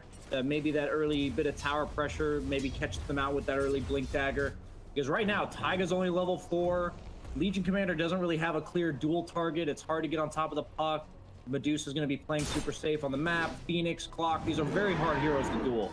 And Weehaw, you just feel so content on Weehaw here, running around the map. Dyer's middle tower is under attack. Anytime Medusa's farming. Kuro's in, he's able to pick up the bounce. Weehaw trying to jump on the sky. Should still fall though. Good start. Good one. Trying out all Kuro, but an instant TP away, he'll make it. Something found, at least for Liquid, as Mickey gets the kill onto Weehaw. Dive in on the mid, GH looking for Tiger. Tiger. Radiant's bottom tower is under Quite enough attack. damage to take him down before Dyer's Tiger middle will tower escape. is under attack. TP straight back into the mid, trying to do his best to limit the amount of pressure that Miracle can put onto this tower, but Miracle's got the backup of GH. Miracle doesn't seem to want to go anywhere. Sticking around, trying to finish off the tower. Up in the stone gaze as well to try and secure the last hit, but they have to be fortification up. So Nigma will have to retreat. At least we'll be able to hold and take that away from them if they want. Radiant structures are fortified. Dyer's top tower the problem is with under killing the attack. puck is it seems nice as the opponent mid laner, but you're supposed to be able to turn that into objectives for DK. But because of the pressure that Miracle's putting mid, he has to then TP to use his Dragon Form to defend rather than do anything in regards to taking objectives of their own. And Mind Control, he might be in some trouble top. Taiga is level 6. Roll into the duel here most likely. Blood on your hands. Damage bonus. Bottom lane, Dyer's Mickey. bottom tower Find the tower has tonight. been denied. He's taking away some of this potential gold that Nigma could have cleaned up. Mid quite quick, just continues trying his best to hold them back, but Kuro's able to comes in from the side with a hook shot. They're going to pop the egg, make sure that they have enough magical damage to take this, but they still might not actually have the number there. Boxy's able to come in with the heal, allow Koifa to step away out of the cogs. Much appreciated. Ensure that he doesn't get caught out by the supernova stun. So he will manage to live. Miracle though was able to get that last hit on. That's 4 heroes from Liquid to lose a tower. They're very happy with that result outside of Team Nigma. Like they don't care about the kill on DK. They just wanted the tower. Like obviously the kill on DK is icing on the cake, but all they wanted there was to finish off that mid tower so Miracle can kind of go farm wherever he wants. He kept farming mid in order to exert the pressure, and now he can choose to farm ancients and be more efficient at taking that tower. Roki, no hook shot just yet. Dyer's top tower is under attack. Can they try and fight this? do have the jeweler, but it still seems very hard. especially Dire's with structures are fortified. being as strong as they are right now. Over towards mid, Quakeface trying to pressure the mid tower. GH and Miracle. Time to Radiant's middle force him tower away. has Hook been shot's gonna denied. connect from Kuro. Dire's Kuro top tower leads has straight fallen. in onto Quake, but Weehar's coming across. They're looking to chase. At the same time, top lane, Mind Control getting gone on by Tiger and Insania. Dreamcore locked down mid. They'll guarantee themselves the kill on Quake, but Mind Control still alive up top. Should die to the three of them though. As D-Box is able to walk in. Get himself another successful duel. Still, Nigma taking the trades, keeping this momentum up as Mickey has also been found. He's coming in. Down to the Radiant's cogs. top tower is under Quite attack. kill him, but bullying him away. Miracle able to take a bit of this triangle away from the Ursa. I think obviously one thing that Radiant's Liquid's got bottom to really do their tower is best to under control attack. is their jungle. There are some lovely stacks there, and it'll be a huge shame if Miracle's able to walk in and take them for Nigma. Yeah, it's just economic damage here. Miracle's like basically getting escorted to his farm by the rest of his team. He's like, I'd like to farm the enemy triangles now, please. And they just three-man gang squatted up, forcing the Ursa out. Seems like it may be inefficient to do that for some camps, but Ursa's not farming. So even though your GPM's technically lower on the Medusa than it would be if you were farming your side of the map, you're making the Ursa's GPM effectively 0, you know, other than the passive goal. He's forced to run away. He's not getting any camps at all for himself. And it's all percentage based. You'd rather have 100 to 0 than 200 to 100 in terms of net worth, right? Like, so it's going to keep paying off here. Miracle's got the SNY. Really good against the duel as well as the stun from DK. Seems like a lot of carries are just prioritizing the Sange and Yasha after the status resistance buff, as well as the only source of status resistance over the Manta. Kuroki just scouting here. After they take that tier 1 tower, the map is their oyster, Team Nigma. They get the Puck farming bottom, Miracle's farming jungle around mid, and the rest of the three of them are kind of just poking and prodding the rest of Team Liquid to annoy them and cause them to basically always be on the back foot. On the Quaker. Found him here, moving in with the smoke. TP's coming in from Liquid. Gonna do their best to try and keep Quaker alive, but the commitment's there with the Dream Coil. Instant ends the CMO with the Yule Strap for the Supernova's down. They've got to split Liquid. They're trying to get away from it all, but Quaker cannot. Held underneath the egg. He'll fall. They'll also get the catch onto Insania over to the side. Nigma, more kills. Now in position to start taking more of the potential farm away from Ursa as Miracle moves into the jungle. Jackpot for the twins. His farm quite a step ahead that of Mickey. A bit of catch-up will occur now. You know, Mickey, he has at least got the Battle Fury complete. Still a long way to go to sort of match the pace that Miracle's farming out mid. More kills from Miracle to get involved in. Steps across, playing for life for Tiger. Weeha just running out boxing to the side, but no Coil quite back up yet, so have that immediate catch. But this is some early aggression now. What, 15 minutes in, you're stepping up with this Medusa to these tier 2s, and Quaker trapped in the trees here. They're in with a hook shot, cross over to the side. Mickey's been stunned. He's going to get the chance to get the ult off. He's got to run. He's got to step right out of here, but he's been ruptured. Miracle's able to move in. They're trying their best for the silence and the duel to lock down Miracle. But he's just too tanky at this stage. They don't have the damage to kill him. Mickey ends up dying inside the base as we are dives in for him. Picks up another as Insania is also going to go down. As it just seems to be too much. 16 minutes in, 14-3, 7k lead. And Nigma's lineup, that they can just sort of go wherever they want with this Medusa. And it's hard to see what Liquid can do to stop this. Yeah, Medusa, I think the Medusa pick was just too good. They had DK, Earth Spirit, Legion time in that draft. Like, all their damages, we have to go on. Radiant's top and it's similar to tower is last under game attack. where Nigma relied on going on them, and they just didn't have to move outside of Team Liquid in game 1. It's like the opposite here. Medusa just, you saw there, he gets dueled up, he's in the middle of everything, and Miracle's just like, okay, I was gonna be attacking you guys anyways, I guess I'll just keep attacking. The rest of his team just cleaning up in the back. Ursa had to use all of his like ultimate survivability tools just to live, which means he can't dish out the damage because he's no longer confident in terms of his own survivability. Poikfa, like DK's not going to carry the game. You know, he tried his best to create some pressure early on, but Nigma consistently was willing to bring 3 or 4 heroes, even just to slow him down. It doesn't necessarily mean you have to kill him, just stop him from creating pressure so that you can Dire's then middle pressure the tower Ursa. is And under Miracle's attack. almost got a butterfly done. Ursa overpower. It used to not count attacks when you missed, but now it does. He's got the level 10, 15% evasion talent. Radiant's plus the bottom butterfly tower coming is out under for attack. Miracle. This Ursa Radiant ain't hitting structures shit. are fortified. Another Dire's connection. top Box is tower going to stand is his under ground. attack. Go for the duel with the blade mail. He's not going to win that duel though. Won't lose it even. Does die after it comes to an end. So just more catches for Kuro. I mean, Radiant's bottom Kuro tower is is under 5 o'clock. attack. Have a great game though. 205. Easy setups and hasn't died at all. Bottom lane, Quakeler really trying to get some objective. They've got the tower defense on lock. As Nigma come in, push him away. Dire's Keep top that tower tower is alive under and attack. available for the deny if they want to. Spike tries hunting Couriers. How? Hit. See, you know, looking towards Mickey's farm after the battle. Fury's trying to get this BKB. I mean, is there sort of any, like, how many items does Mickey need to be able to sort of say, right, I can turn up to this fight as the Ursa and at least take someone down? Like, is the BKB going to be enough for Liquid to try and fight around Mickey and commit for some of the squishier kills, or Radiant's is he turret at this has stage been is it killed. still just a complete struggle? Every hero on Nigma Dire can defend are himself. scanning. Well, I don't actually know. I Dire's think he needs structures Abyssal are fortified. in order to kill people.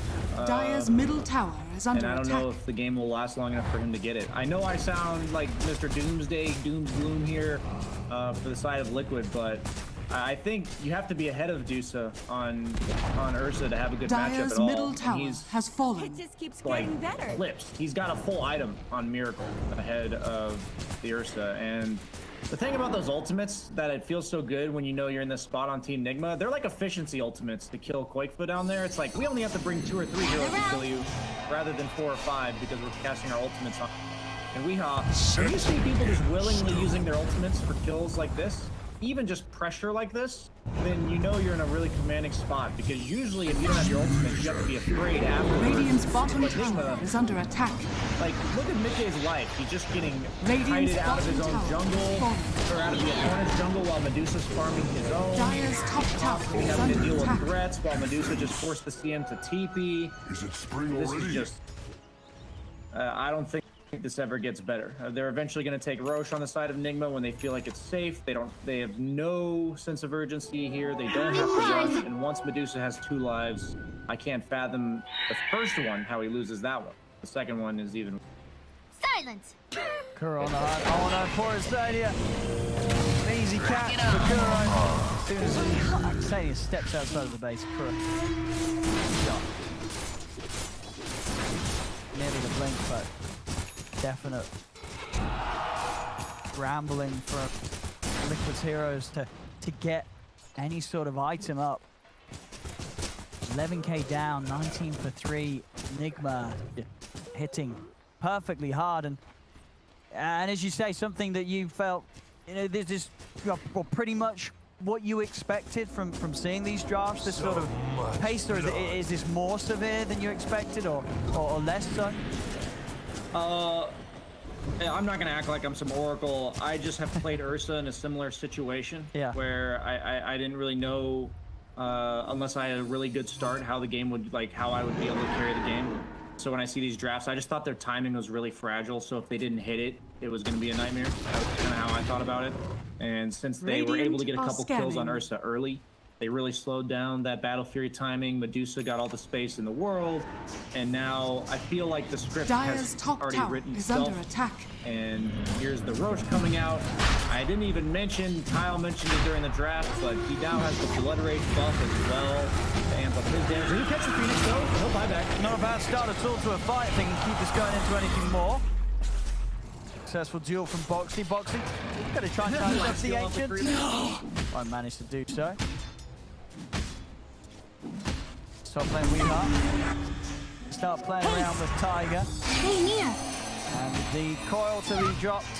The kills everywhere around. He knows it's not necessary to win a fight, to have the ult. Still get the space, despite the effort from Boxy. Tiger to push them away from the pit. Get back in, finish this off. Tells that Aegis is secured. course, looking at the gold, just step closer to what really is going to be one of the fastest Guardians after Butterfly. Roshan has fallen to the Radiant. Fastest Butterfly timing from Medusa on this patch from Miracle. The rest of the items are going to continue to fly out at a very...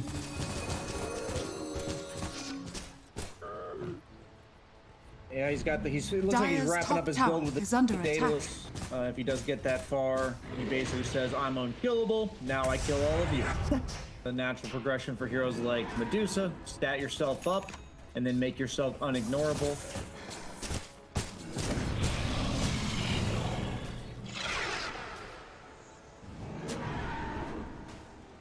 Now, take away that off Nigmas, but as soon as they come forward, it's an easy kill. Koifa tries to hold back Miracle with the Dragon Tail stun, but now he's left himself open to be ruptured.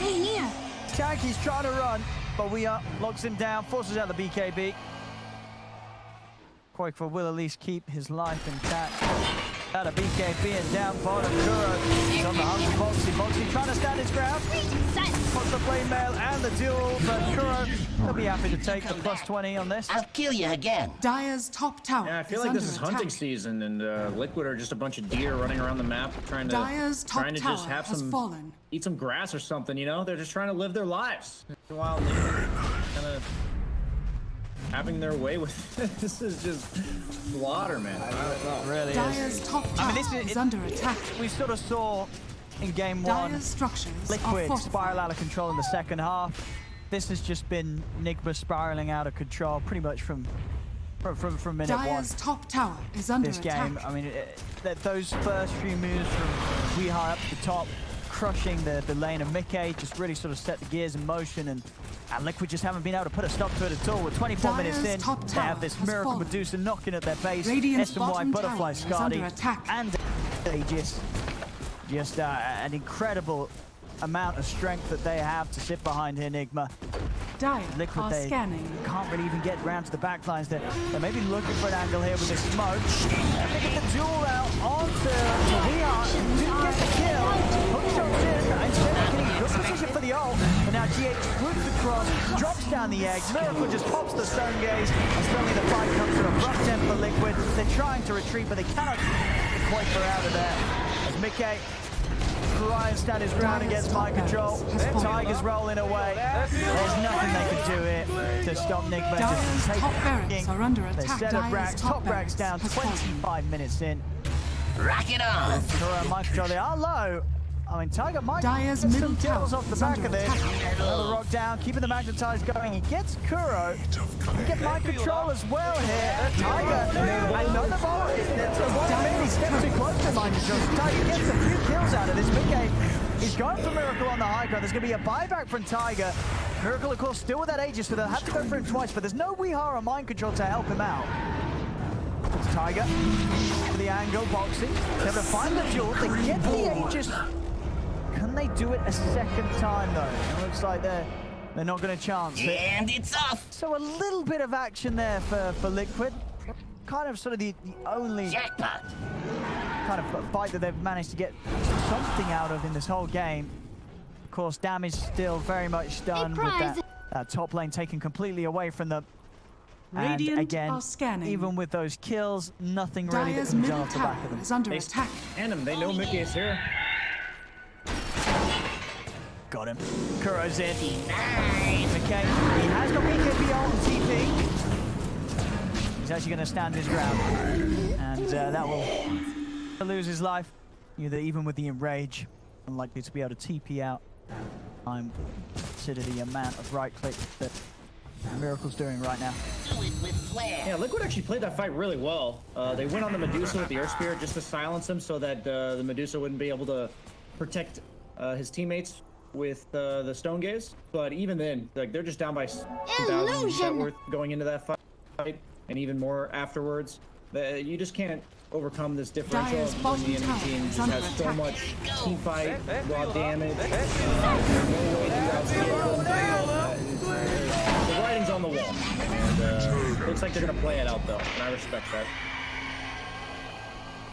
Always worth to play for those final extra Dire's minutes, give you more bottom time to think about tower what you're has going to do coming into game 3. say give the enemy team a chance to throw, but it's kind of hard to throw with Medusa. You kind of just Dire's stand bottom there. tower is under attack. Hitting things. It's similar to last game though, right? Both teams had a hero that just becomes unkillable. It becomes really hard. It's pretty Dire's impossible to bottom play the tower game. Like has no fallen. matter, you know, Kyle talked about the skill level of people is all equal when they're stunned. I would say it's also looks about equal when there's a hero bottom you just barracks can't are kill. under So attack. who cares how many abilities you land? The guy Dire's just bottom doesn't barracks move. has fallen. Denied. Dire's bottom Blood Rage barracks is- has fallen. Able to take these buildings with no answer from Liquid. Kuro even went for drums, so the Blood Rage attack speed wasn't enough to give him another 45.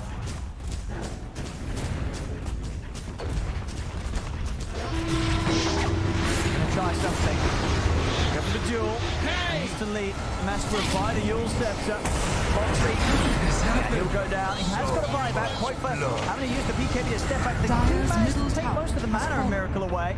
Can they chase for kills here, Liquid? Tiger leading up the Magnetize, starting up the defense. Mickey's able to get in on top of Mind Control.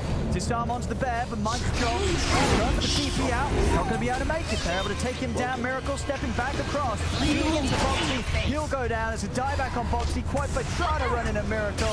But he's also unable to deal with the damage that Miracle has. Mickey has the range and the BKB. It doesn't matter. Miracle takes him out. Triple kill for the Juicer. 35-9. 26k lead here at 29 minutes lead Dire's to end middle this radius game. are under victory. As Enigma hit back as hard as Liquid did in game one, and even more. This was, as you said, Brian, you thought this was going to be a very hard game for Liquid, and it really just, it looked impossible against Nick.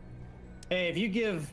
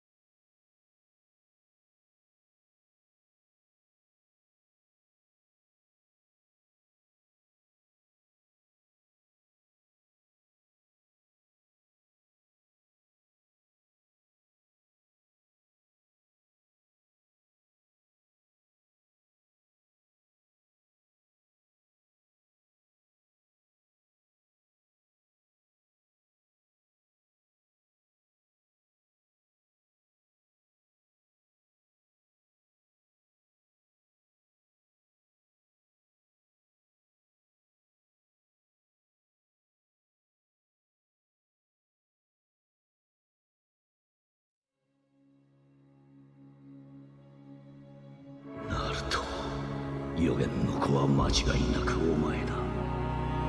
あとは全て託すぞ。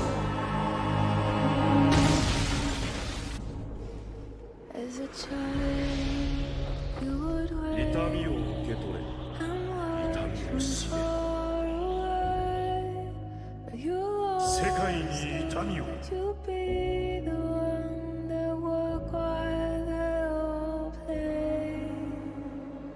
神羅転生。 You lay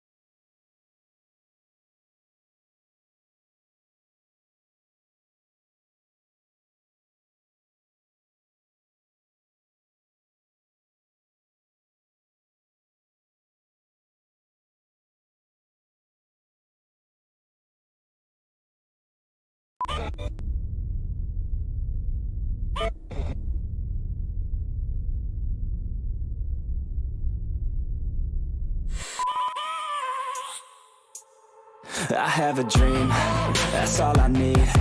I'll make it happen with some work and belief. Know what I want, so I'll take it on.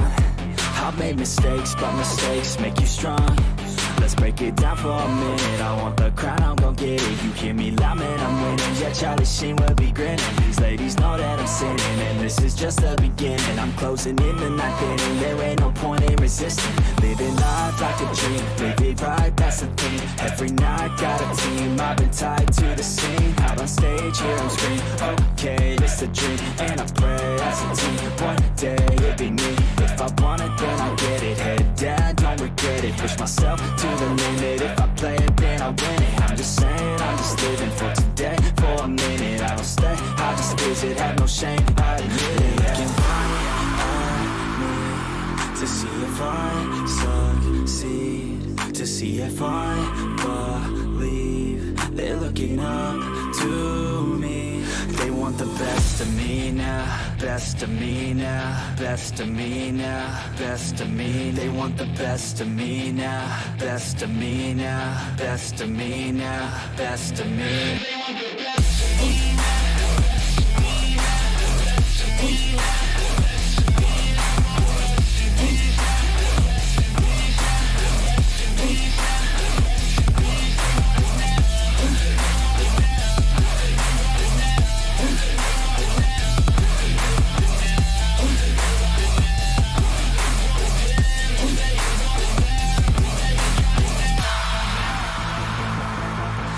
To God, man, I'ma make it soon.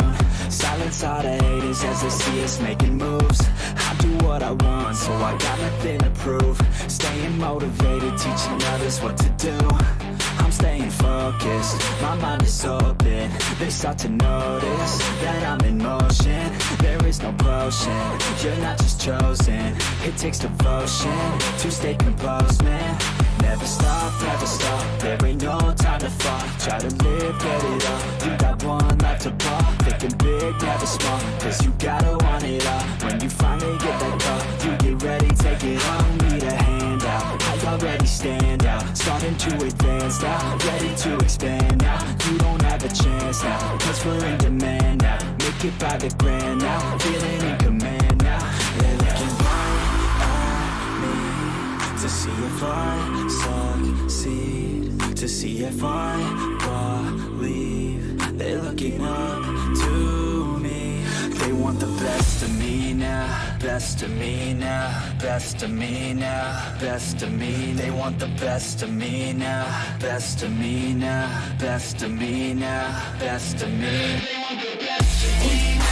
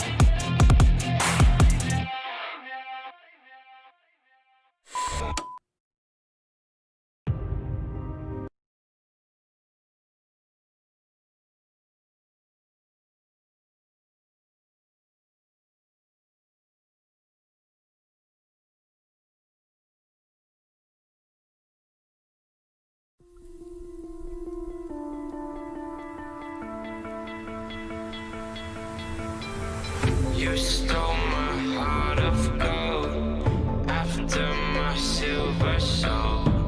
Can you dig any deeper now? I gave you all I own, put you on this golden throne, but I'm a little stronger now. You cashed in on my promises. You know I'm too generous. Now I've learned to never help you out, 'cause I'm done cleaning up your mess. Found myself in my regrets. I've become a little stronger now, a little stronger now.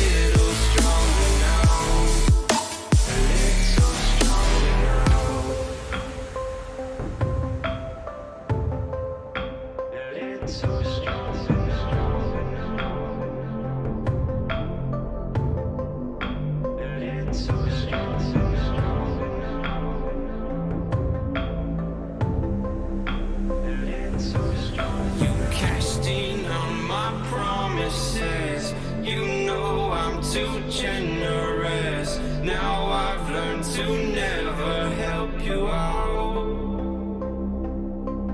'cause I'm done cleaning up your mess. Found myself in my regrets. I've become a little stronger now, a little stronger now.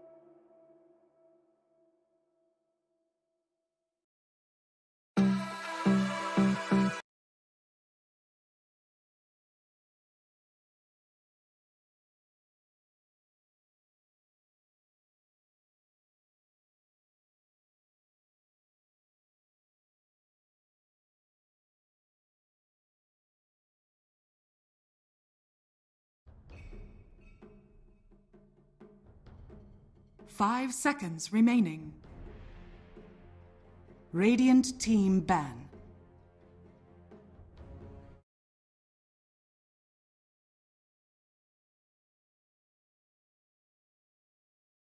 Ban.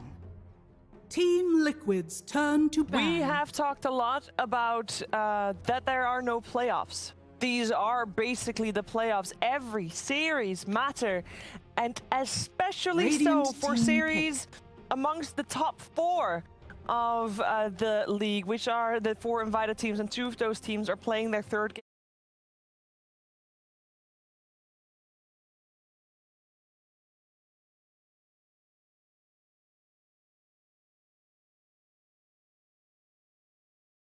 Very curious to see what is happening in this 3rd game 5 and what seconds changes we're going remaining. to see made. And it looks Team like Liquid's 2 times in a turn row to we pick. saw We Have Puck, and this time around Liquid make sure it gets banned. Yeah, I I want think you can let him do that on Puck 2 games in a row. Like, absolutely, like, get like 5 to 7 kills, 10 minutes. It's insane. The amount of map pressure it provides is just too strong, and there's 10 not very many seconds heroes that remaining. can do that other than Puck. Yeah, and I want to reiterate your point, 5 Sheaves. seconds remaining. I would not be surprised if 6 weeks from today, this game Decided. has Radiant massive team implications pick. on Yeah. what happens in regards to the major placements. I am not certain on tiebreaker rules. I believe head-to-head would carry, or map wins, what have you. But these are 2 teams that are going to the major, and you want to go in the playoffs. Yeah. Not in the group, No. not in the wild card, but the playoffs straight 10 away. seconds And this is remaining. a must-win. If you want to do that. For people at home, there are 4 5 spots seconds basically remaining. for the major. The top 4 of these group stages, the number 1 position goes directly to major playoffs. Number 2 and 3 go to major group stages, and number 4 goes to the wild card. And you do not want to be in that wild card.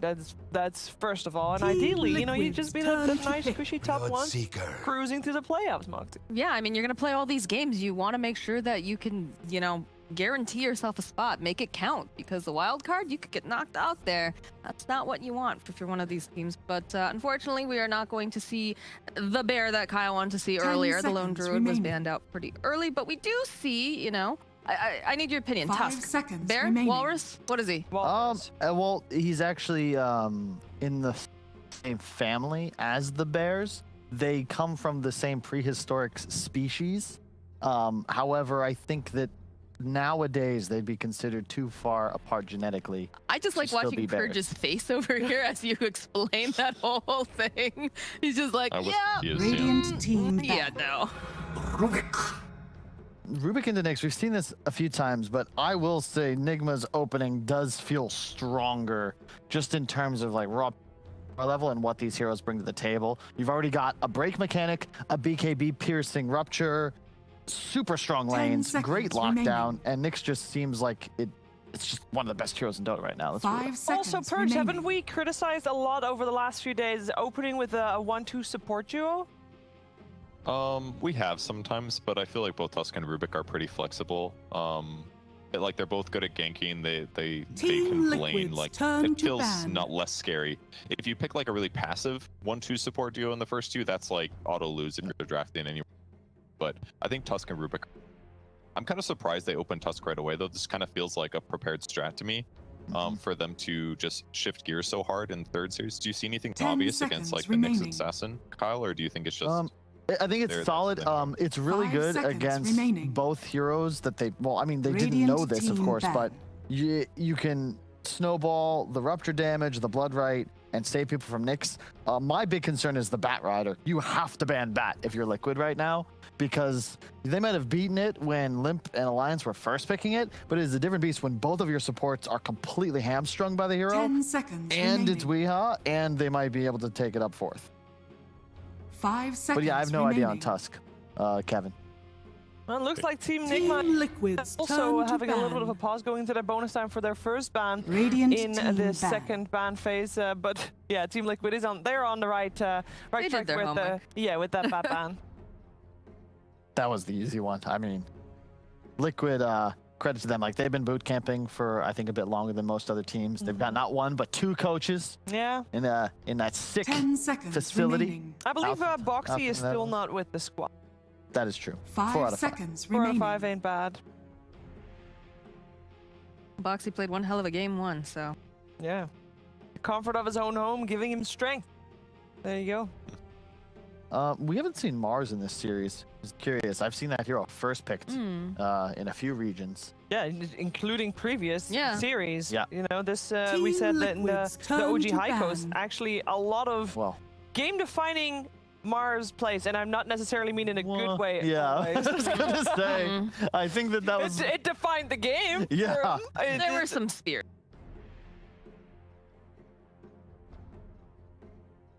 Ten seconds remaining.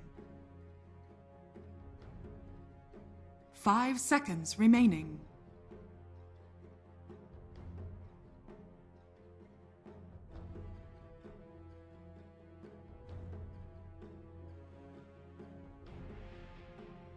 Team Liquid's turn to pick.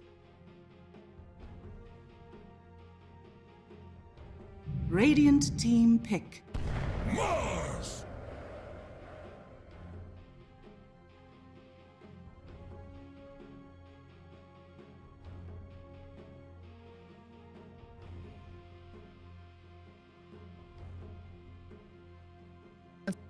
Ten seconds remaining. 5 seconds remaining.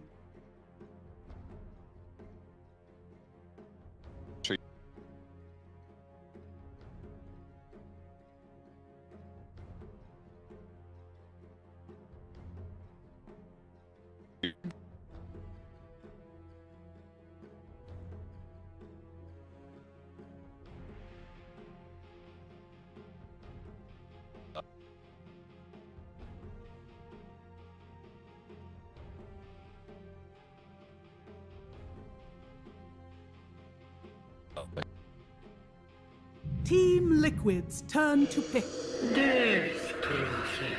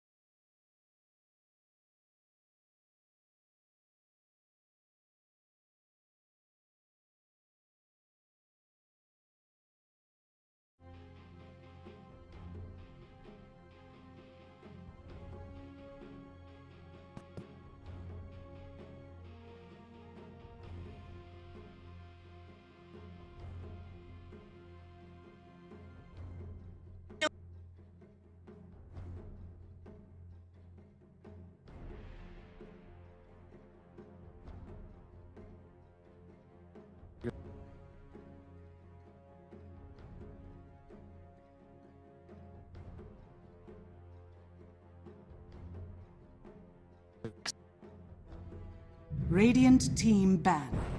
Phantom Lancer. Team Liquid's turn to ban.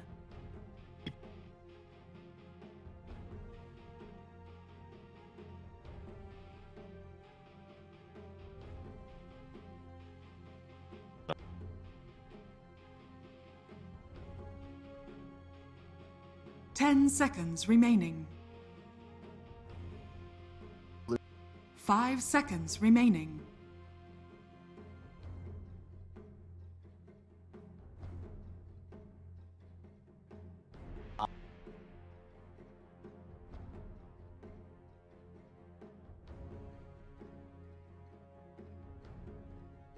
Radiant team ban. Team Liquid's turn to ban.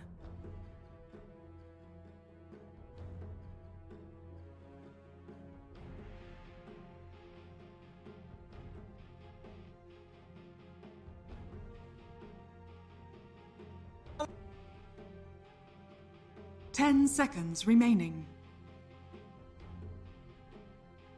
5 seconds remaining.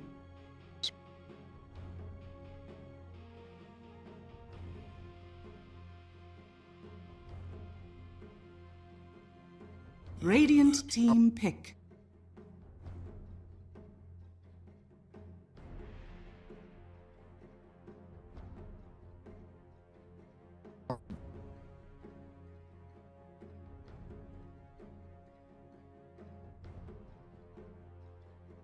Ten seconds remaining.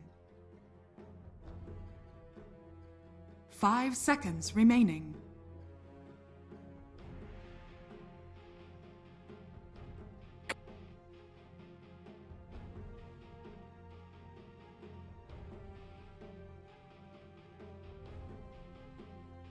Team Liquid's turn to pick. Elder Titan.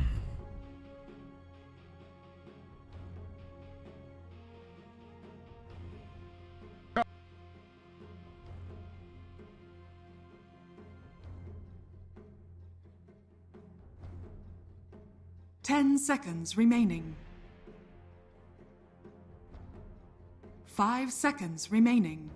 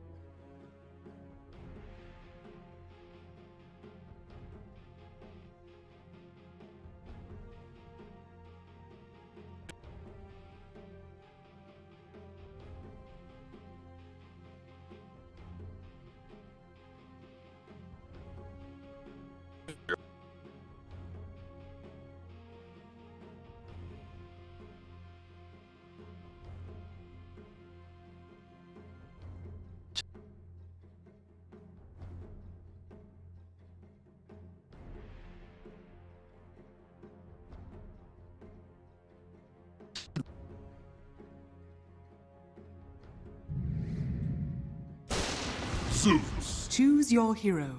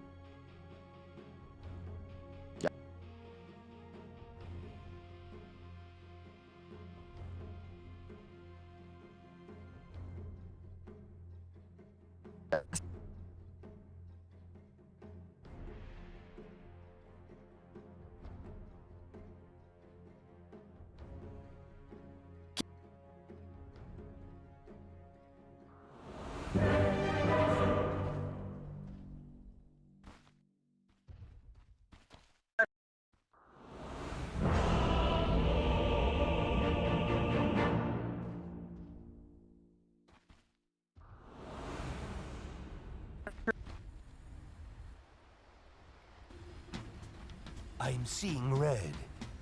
And it's amazing! Prepare for battle. Absolutely exquisite. No blood for you.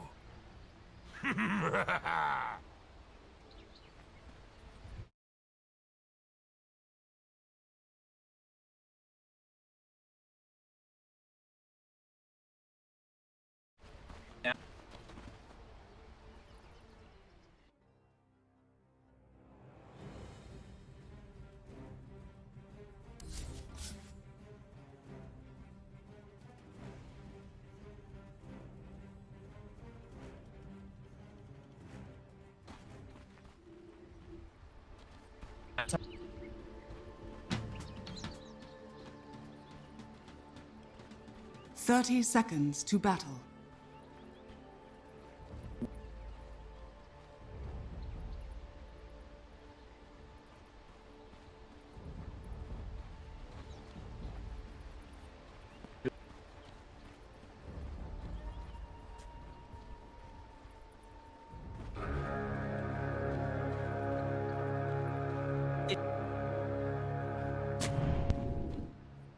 The battle begins. What a surprise. Absolutely exquisite.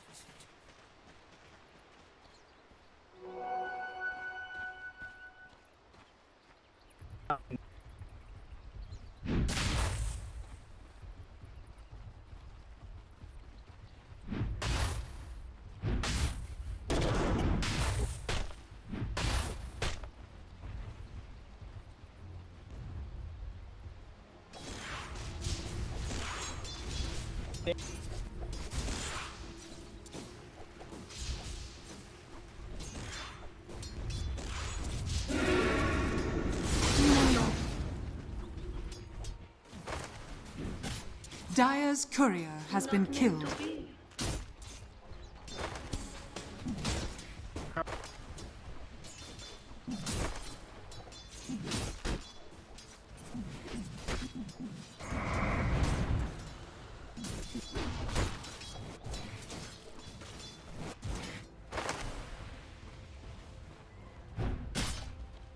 Poor dear.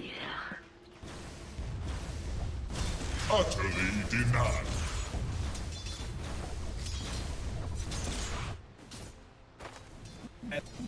Nope.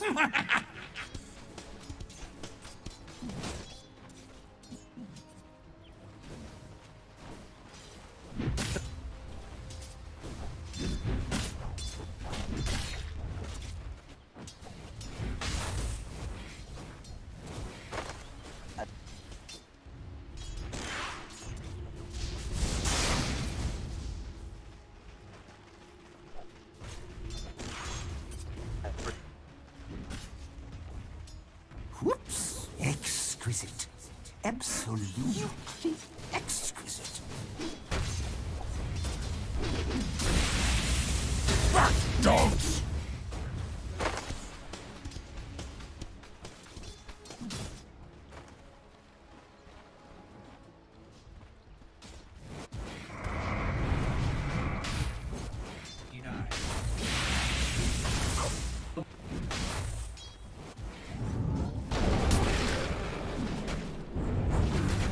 First blood. You're welcome. First blood. What good? Wow. Dire's courier has been killed. What did you have? Pinned doesn't even describe it.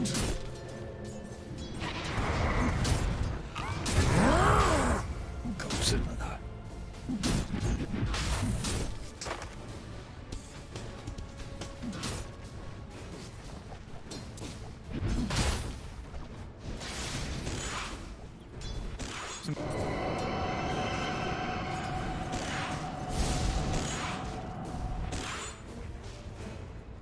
Radiant's middle tower is under attack. Dire's structures are fortified.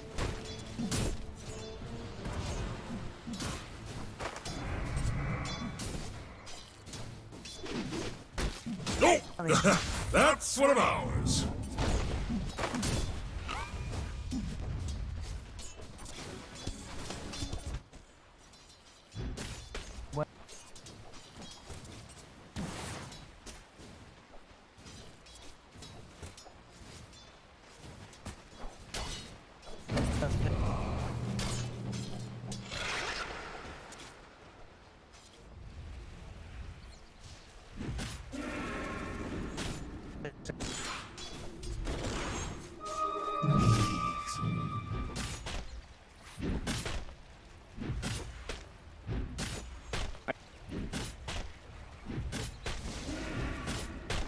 Dire's courier has been killed.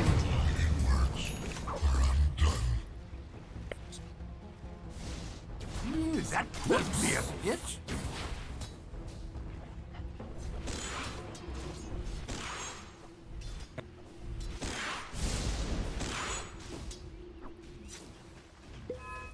Radiant's middle tower is under attack.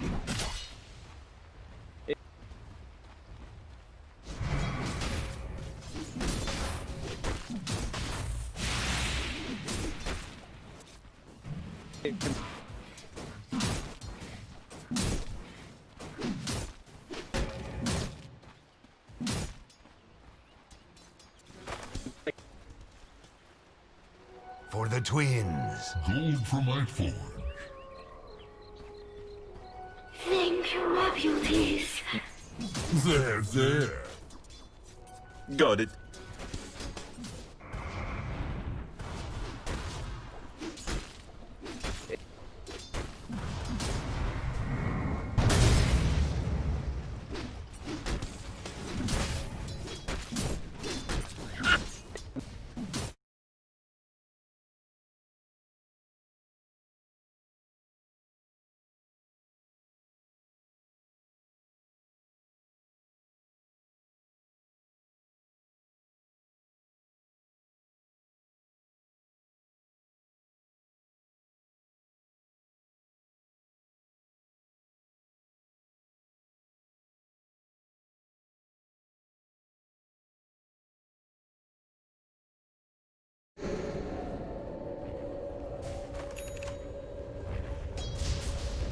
Radiant structures are fortified.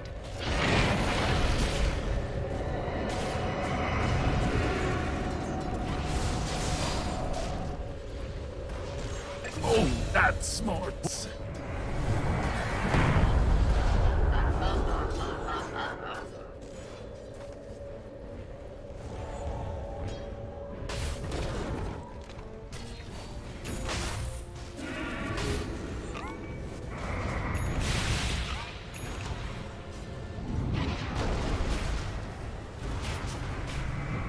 With my last thought, I curse.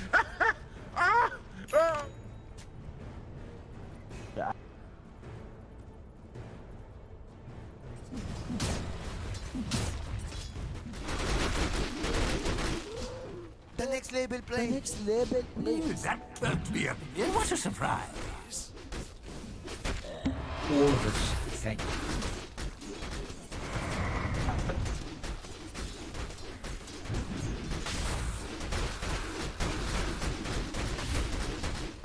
Soak it in!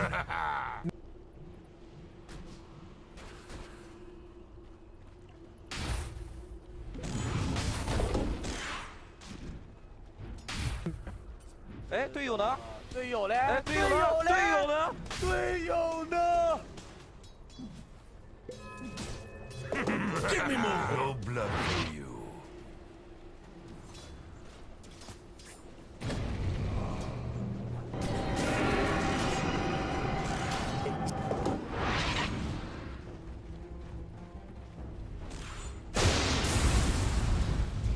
You can't run!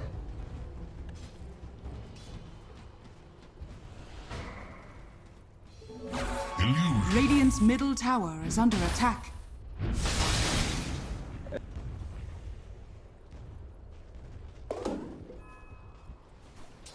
None for you.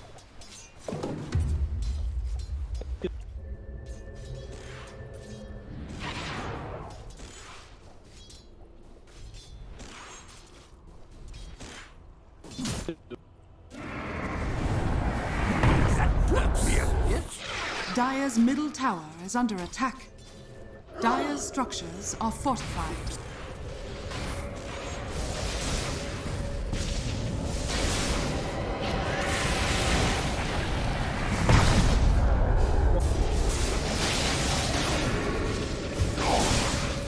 Assassinate. Man proposed. No.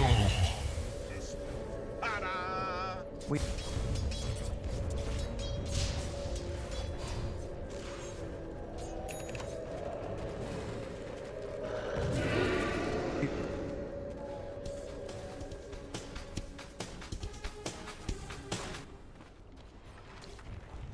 Dire's top tower is under attack.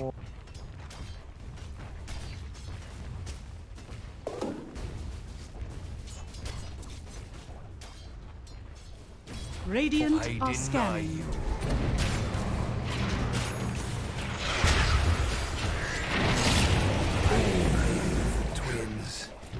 Dire are scanning.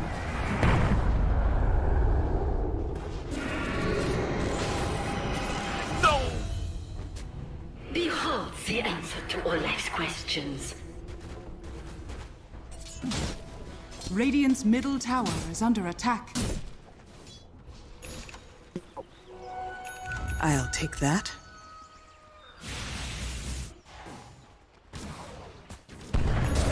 You're welcome. What now, your dreams of glory? Die alone.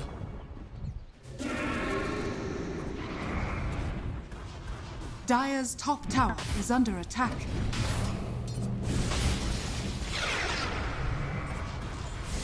Dire's middle tower is under attack.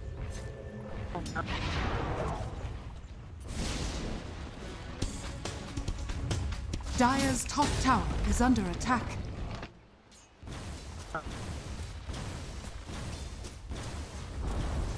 Dire's top tower has fallen. Trust me, I know how to handle such power.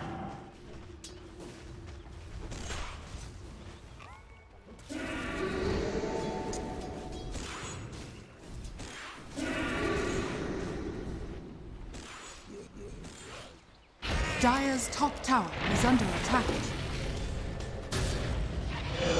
Feed my beautiful sisters. Execution style!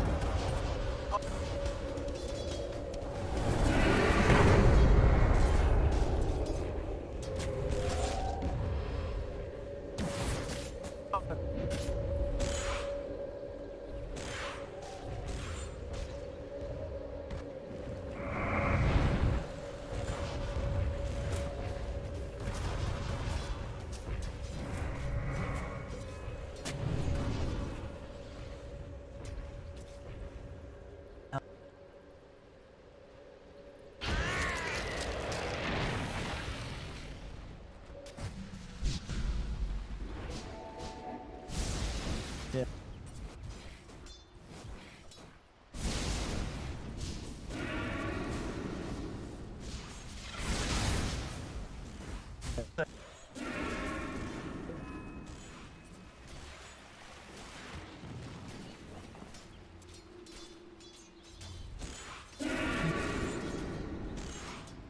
You should read. Mere coin?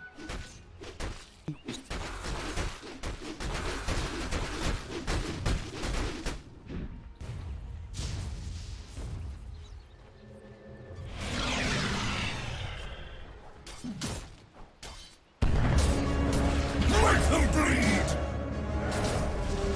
Crunham!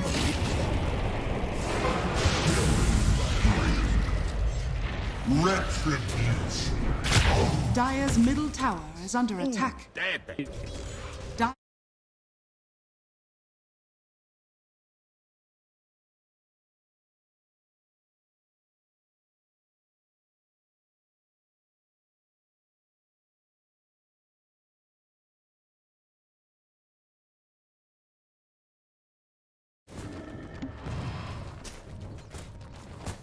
Radiant are scanning.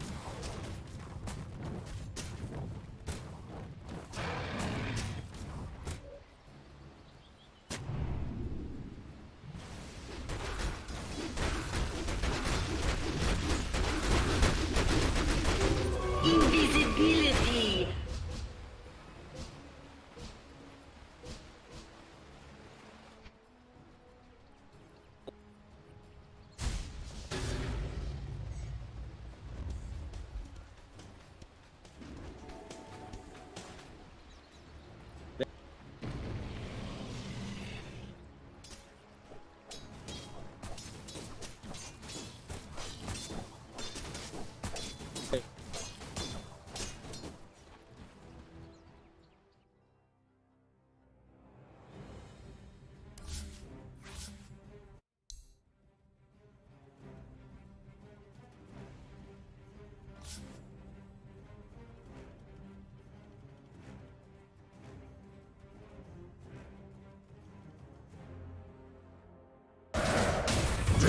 Radiant's bottom tower is under attack. Radiant structures are fortified.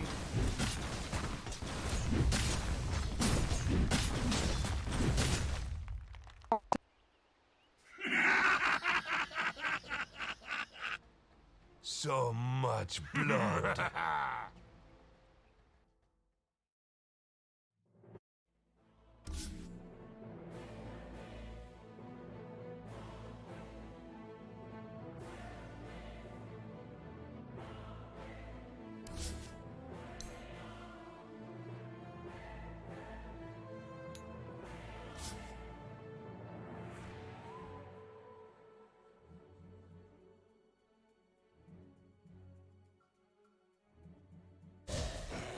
Thank you, my beauties.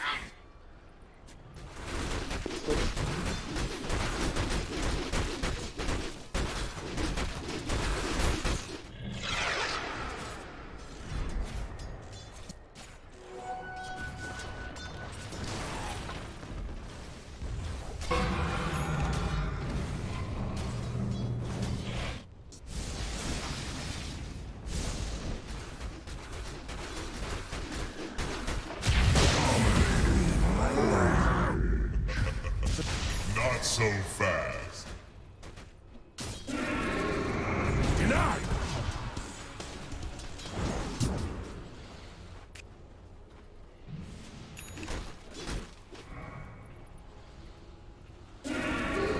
Maybe I'll have a nap.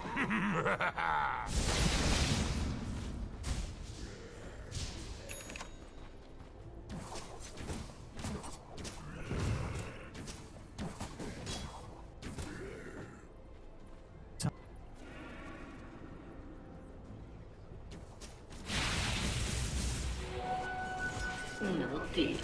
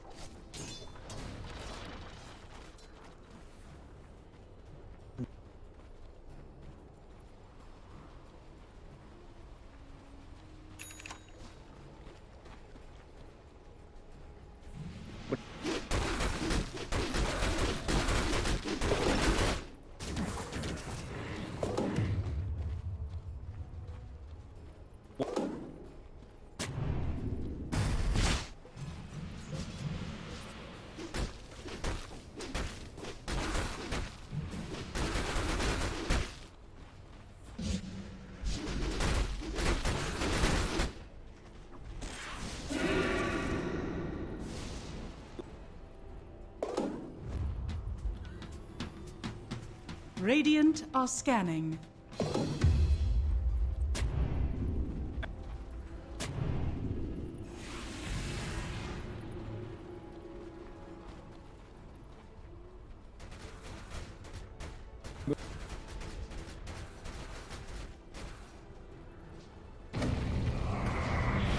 Radiant's middle tower is under attack. Poor. Radiant structures are fortified. Radiant's middle tower is under attack. Dire are scanning. Double damage. Dire's top tower is under attack.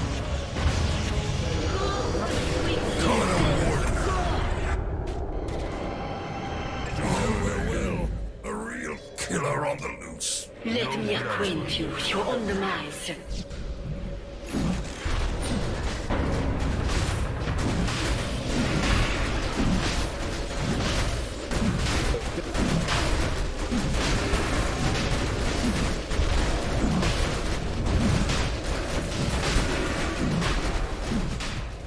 Roshan has fallen to the Radiant.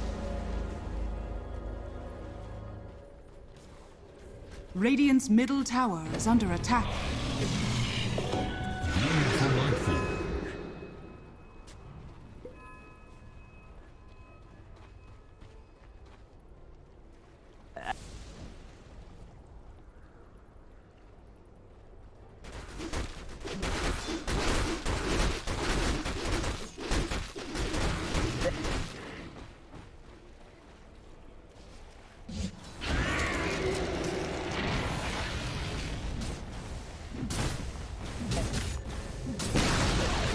Radiant's middle tower has fallen.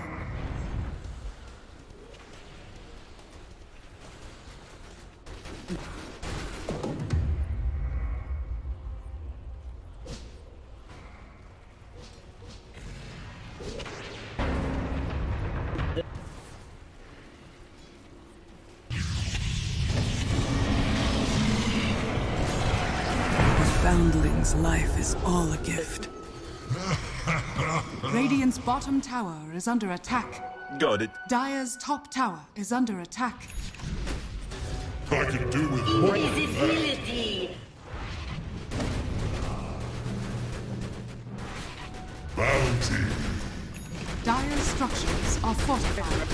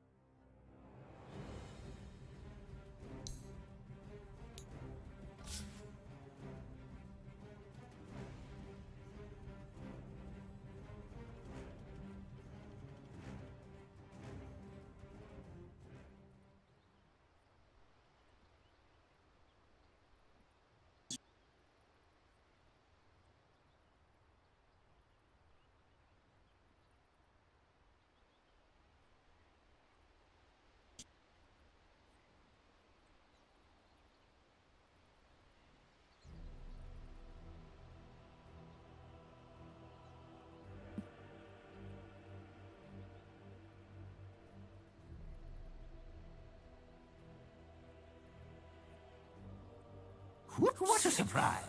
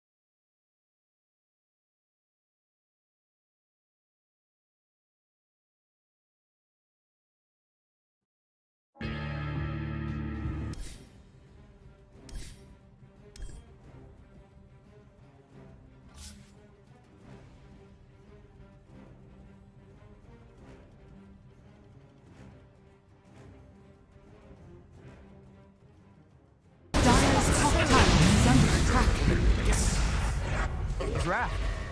Damn pauses. We'll blame the pause for that one, guys.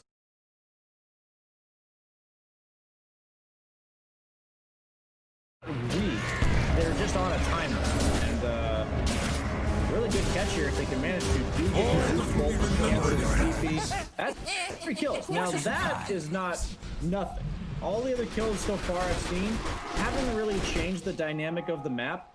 But before those kills, Team Liquid was kind of just stuck on their half of the map in their base. But now they're able to split up. Rubik's clearing up the triangle. Zeus is going to be farming and de-warding around mid. They're even looking for more kills to snowball off of it as Taiga Boxy ganking squad and Drow's pushing top. Now this is a significant Radiant's momentum middle swing that tower I is think under attack. Nigma's actually kind of 3-2-2ing the game just a little bit as Radiant's top tower they is didn't under quite hit their attack. item timings. Weehaw is like Radiant structures 600 are gold from a fortified. BKB when he was overextending there. But they're smoked. They clearly are not happy with how the map now looks. Are scanning. Fine with this Tiger. Radiant's top Be tower out. is under attack. Nigma's gonna have to change. Radiant's Perhaps I top wanna tower find has something fallen. here. Mickey also having a ready for the next.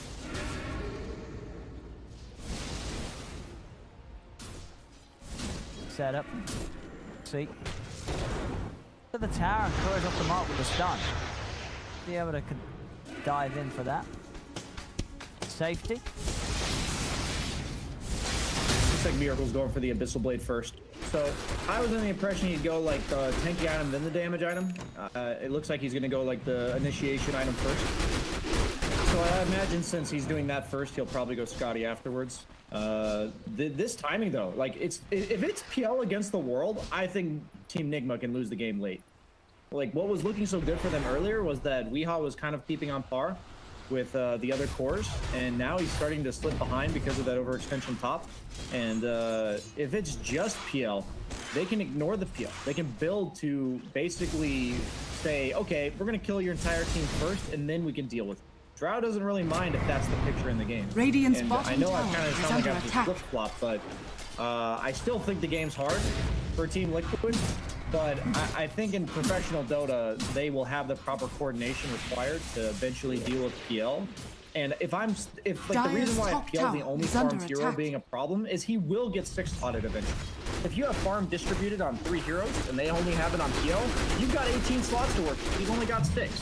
So that's a way to win the game. And Radiant I really do like what Liquid's doing. I don't think this game is easy for them at all. Dire's top tower And, has the Aegis fallen. is going to timeout, and it looks like they're content to claim the tier 2 and immediately back off.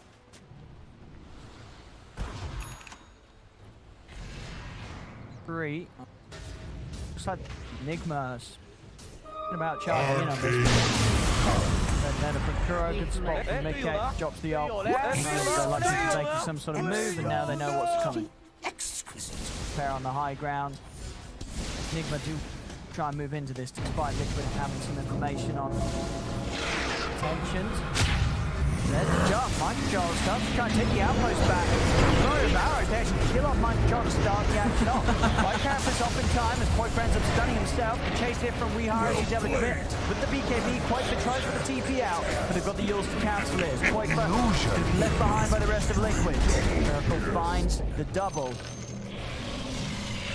It's Liquid, I mean, as I say, they were aware that Nigma is around. They decided to make the decision to try and stick about. Mind Control baiting out the Dire's action middle at the start of tower it is all. under attack. Did die.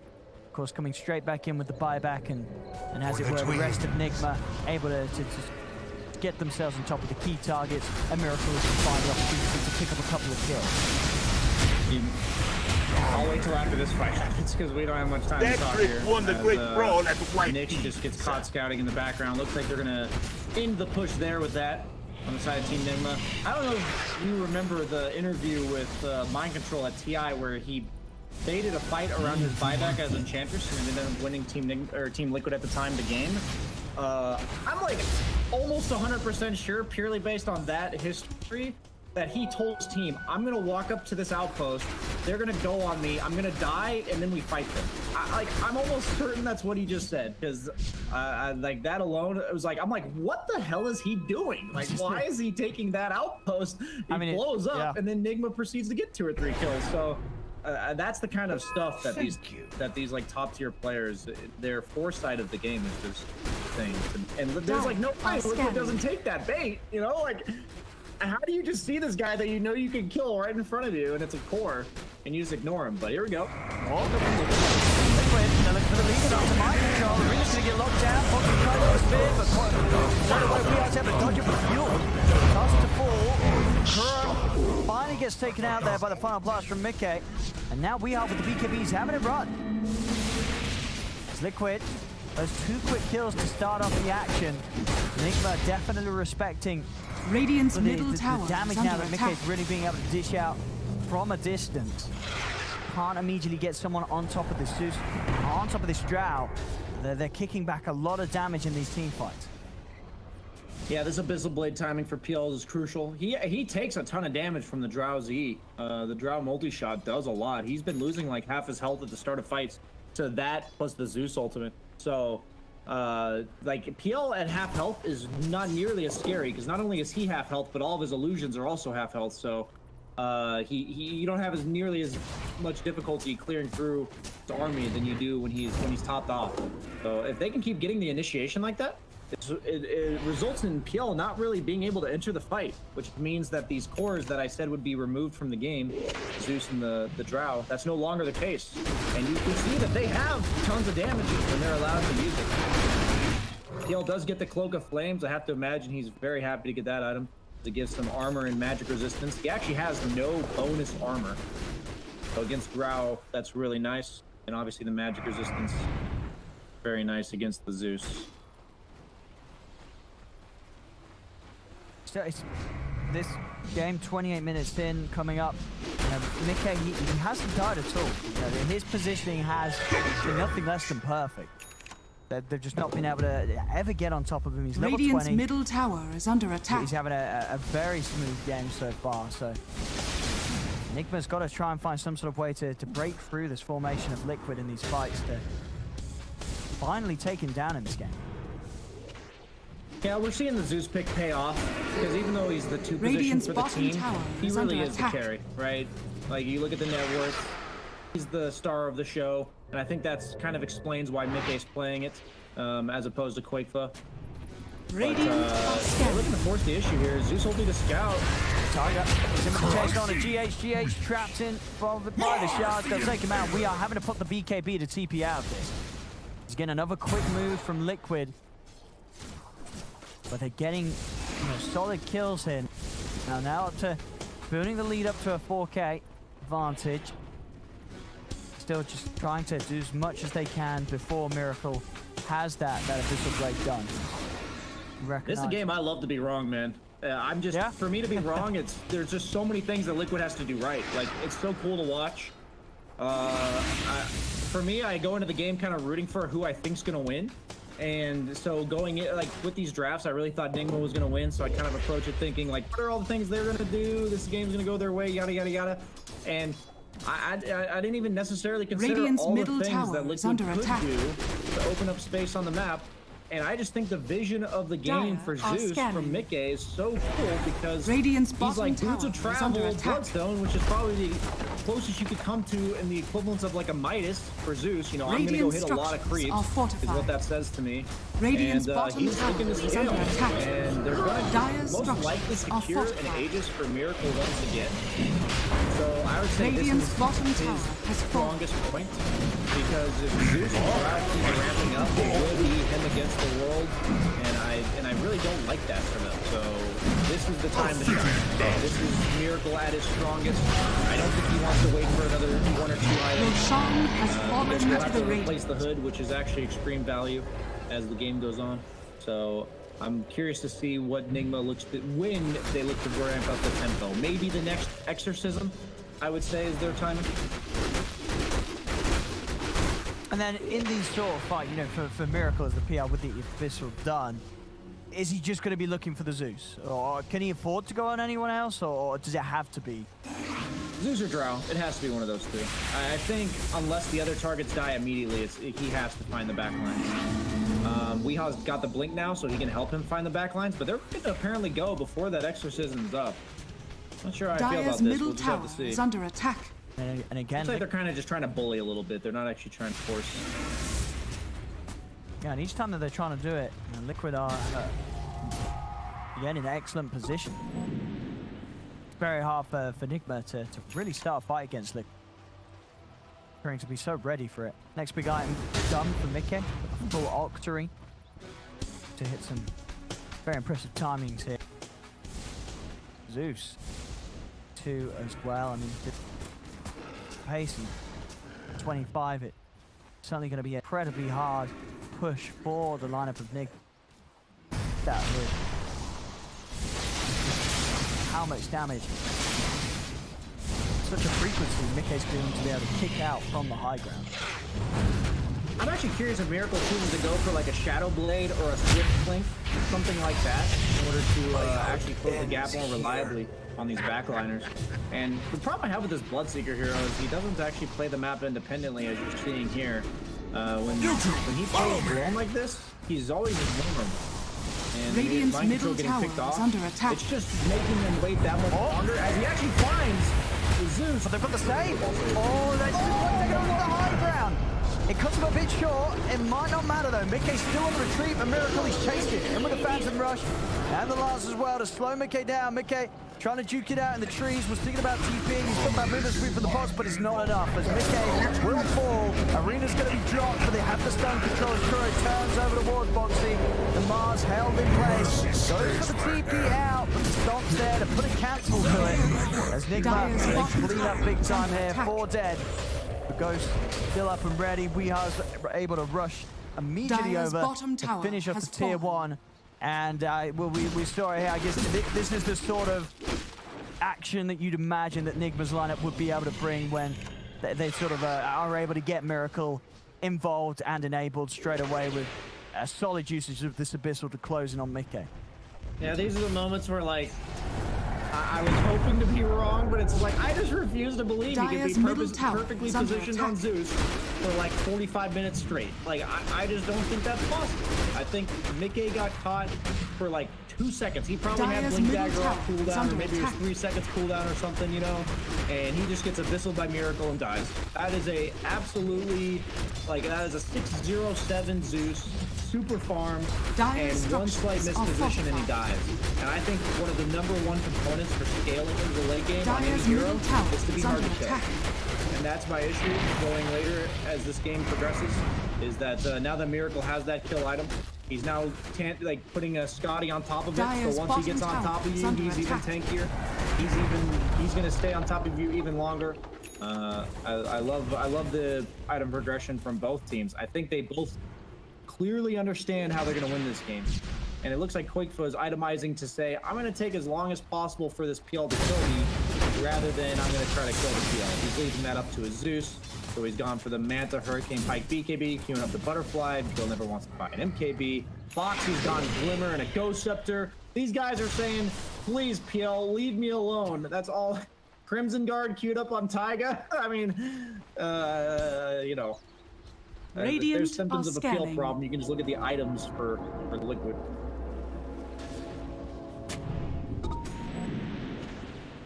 Enigma.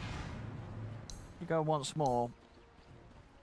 Quid still just stage, just continuing to keep themselves a complete unit. Not leave any chance for Enigma to Dire find are a way in with scanning. Miracle at the front. In fact, looking to strike back first themselves as Liquid. With the smoke. Find anyone inside the triangle of this half of the map, but might still get this long wraparound that Enigma may not be completely prepared for. Sort of initiation they can find as Insania is going to start walking in. One's going to be dropped down. Thundergrod's rush straight away to scout out the situation. Tiger jumps and he's able to finish off GH. And at the side, we are trying to push them away. They put the arena down, looking in onto Kuro. Kuro trapped in the arena. Boxy should be able to finish him off. Insania's got the kill there with the Fade Bolt. Over to the side though, Miracle starts to clean up in return. He's in onto Tiger. Stu's heading for next. Mickey still continuing to run GH out of the action. They could have finished off the kill, but GH with the bull rip, he's out of there. He'll be able to keep himself far away. Now Liquid's got to be careful as the rest of Nicholas' cause sweep across and look to close in on them. Boxy in the air, Miracle, he's in on top of them and still with the TD going to work. Snowball's out, trying to help, but the Glimmer Cape is not enough to buy the safety for Boxy as Boxy still goes down. Tiger charging in onto GH. Always punch. Is enough, but he's going to lose his life. They still can't really do anything about Miracle in these fights. They're coming out with these kills, but Miracle's not dying, and he's able to just continue to reign supreme. And you can see on the levels after that engagement, it's just about to hit the 25 on PL. That was a really cool engagement by Liquid, honestly. They waited for the timeout. They knew Nigma was on their own triangle high ground, so they did like this whole wraparound on the map just to get themselves out of their own base. They actually, like Insania walked into the river, his smoke broke, he placed that ward in the middle lane that you still see there. I think they gave themselves all the possible tools they could to take an advantageous fight there. It's just hard. It's Dire's actually just bottom hard. tower is under There's really attack. nothing else to say as this game goes into the late game. PL actually is queuing up the Swift Blink. That's kind of cool. See that yet?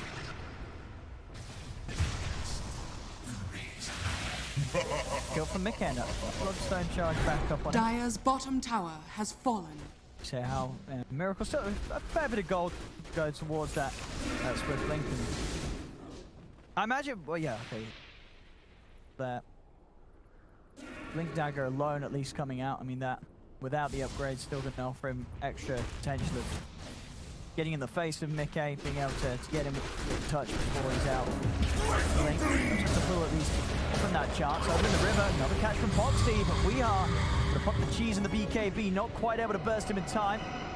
Going to go back in aggressively onto Boxy. Boxy trying for the TP out. Yules is back and ready, puts a stop to it. Trying to escape with the Glimmer. Miracle still a little hesitant on running in on this. Now still down a member with Kuro out of the game. Mind Control actually having his BKB forced out of his hand at the side. Tiger rolling over to Miracle, wants to try and get in this. He continues to poke, still respecting the fact that Quakefer and Mickey are there ready to kick out the damage if he comes running in. Miracle is looking for the blink. He's looking for his target. He's in onto Quakefer. Quakefer, can they get him out of there? He's going to put the BKB in the open. GH drags him back in. Quakefer goes down. And Miracle in with that blink showing causes Quakefer to fall for 70 seconds. No buyback on him either. Dire's Neither middle for tower Boxy. is under attack. All of us.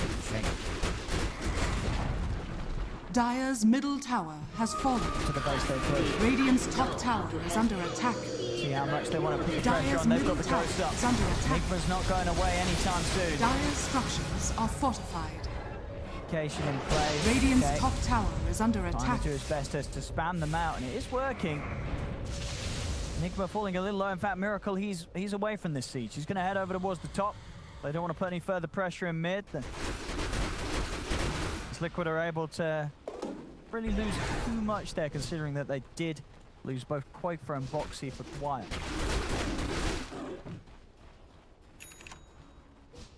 Yeah, Miracle just has a bit of sustain issues right now. He had to drop the hood in favor of his Blink Dagger. So now that his only real regen is the Abyssal Blade, the Zeus damage over time has made him be a bit scared. He is still able to enter fights, but he can't really be like the raid boss PL or the Medusa we saw last game. He's doing a good job of like taking it slow, being a little, I'd say, patient in his targets. I think he had a lot of opportunities to blink on like the Tusk there. He kept waiting for the right opportunity to find the Drow. So really good target selection there. Liquid camping their triangle. Zeus queuing up that late Ags. Even more damage coming out from him. Taiga realizes that Crimson Guard might just be a pipe dream as he gets the Ghost That should Scepter. help. Even I like a good ball. He's waiting for Roche. Oh, Spell Prism for Zeus. Oh, that's nice. One of the dream ones for Mickey. Smoke on smoke action. There's the jump straight away. Kuro's able to get the spike carapace, turns the impale. Tiger's going to get control. Ryan control straight to the back lines with the BKB. They're looking for Mickey. They're going to be able to find him. Mickey's down over towards Quakefer. Miracle jumping across. There's up the spear. Miracle will be clipped against the arena. Boxy got the catch. He's got the kill. Miracle's down for 100. Double buybacks coming out from Liquid. Liquid with a return and succeeded with this fight. They bring down We Are. Mickey jumping in, chasing onwards, Insane able to put a stop to the attempted TP out from GH. If they bring down the Elder Titan, they'll finish off Kuroki, and Mickey, he's not done with the job yet. He's chasing on a mind control. They're going to be able to find the team wipe there. Two solid buybacks. Mickey and Sania coming straight back into the action. Absolutely no hesitation from the two of them there whatsoever, as they realize an opportunity to just take Nigma completely out of the game. 5 dead. Liquid can get a lot done, and they get a huge burst of XP there. Radiant's Huge middle kills, tower is under pushing attack. Mickey up to level 26. Also, Roshan's up. They're going to be able to take themselves this. It's the third one of the game. This Aghanim's, Cheese, and Aegis, it's all Liquid. Liquid just like places themselves on the map so well. Like every fight, it just looks like they always have the high ground. It looks like they always have tactical Radiant's advantage, middle vision tower advantage. is It under looks like attack. Enigma has to fight into them. It's exactly what they need to do, man. It's just Roshan has really fallen good. to the Like, dust. I feel like both sides have to make so many right plays to win this game, and this is the kind of Dota that I love to watch. Radiant's Drow now top has an tower Ag is under Scepter attack. for free. So maybe that late game Mjolnir to eventually deal with the PL. Let's see if he elects to go for that, Quakefa. But this is suddenly, yeah, it says 11k net worth. A lot of that is the Ags. He is queuing up the Mjolnir. So he's going to have his level 25. I think he'll probably take the marksmanship chance. That would be my guess, at least. We'll have to see on that one. But It will help amplify his damage a lot. He does. The marksmanship chance is pretty nutty. It's just free damage. I don't think the cooldown reduction, like the cooldown reduction used to be 50%. Back then it was pretty insane. Now it's only 30. Just not nearly as good as it used to. He's got the illusion escape too. Radiant's middle Koikfa tower is has fallen. pumping it out. And Miracle, suddenly, you know, he's 800 gold off of buyback. His item progression's been stunted.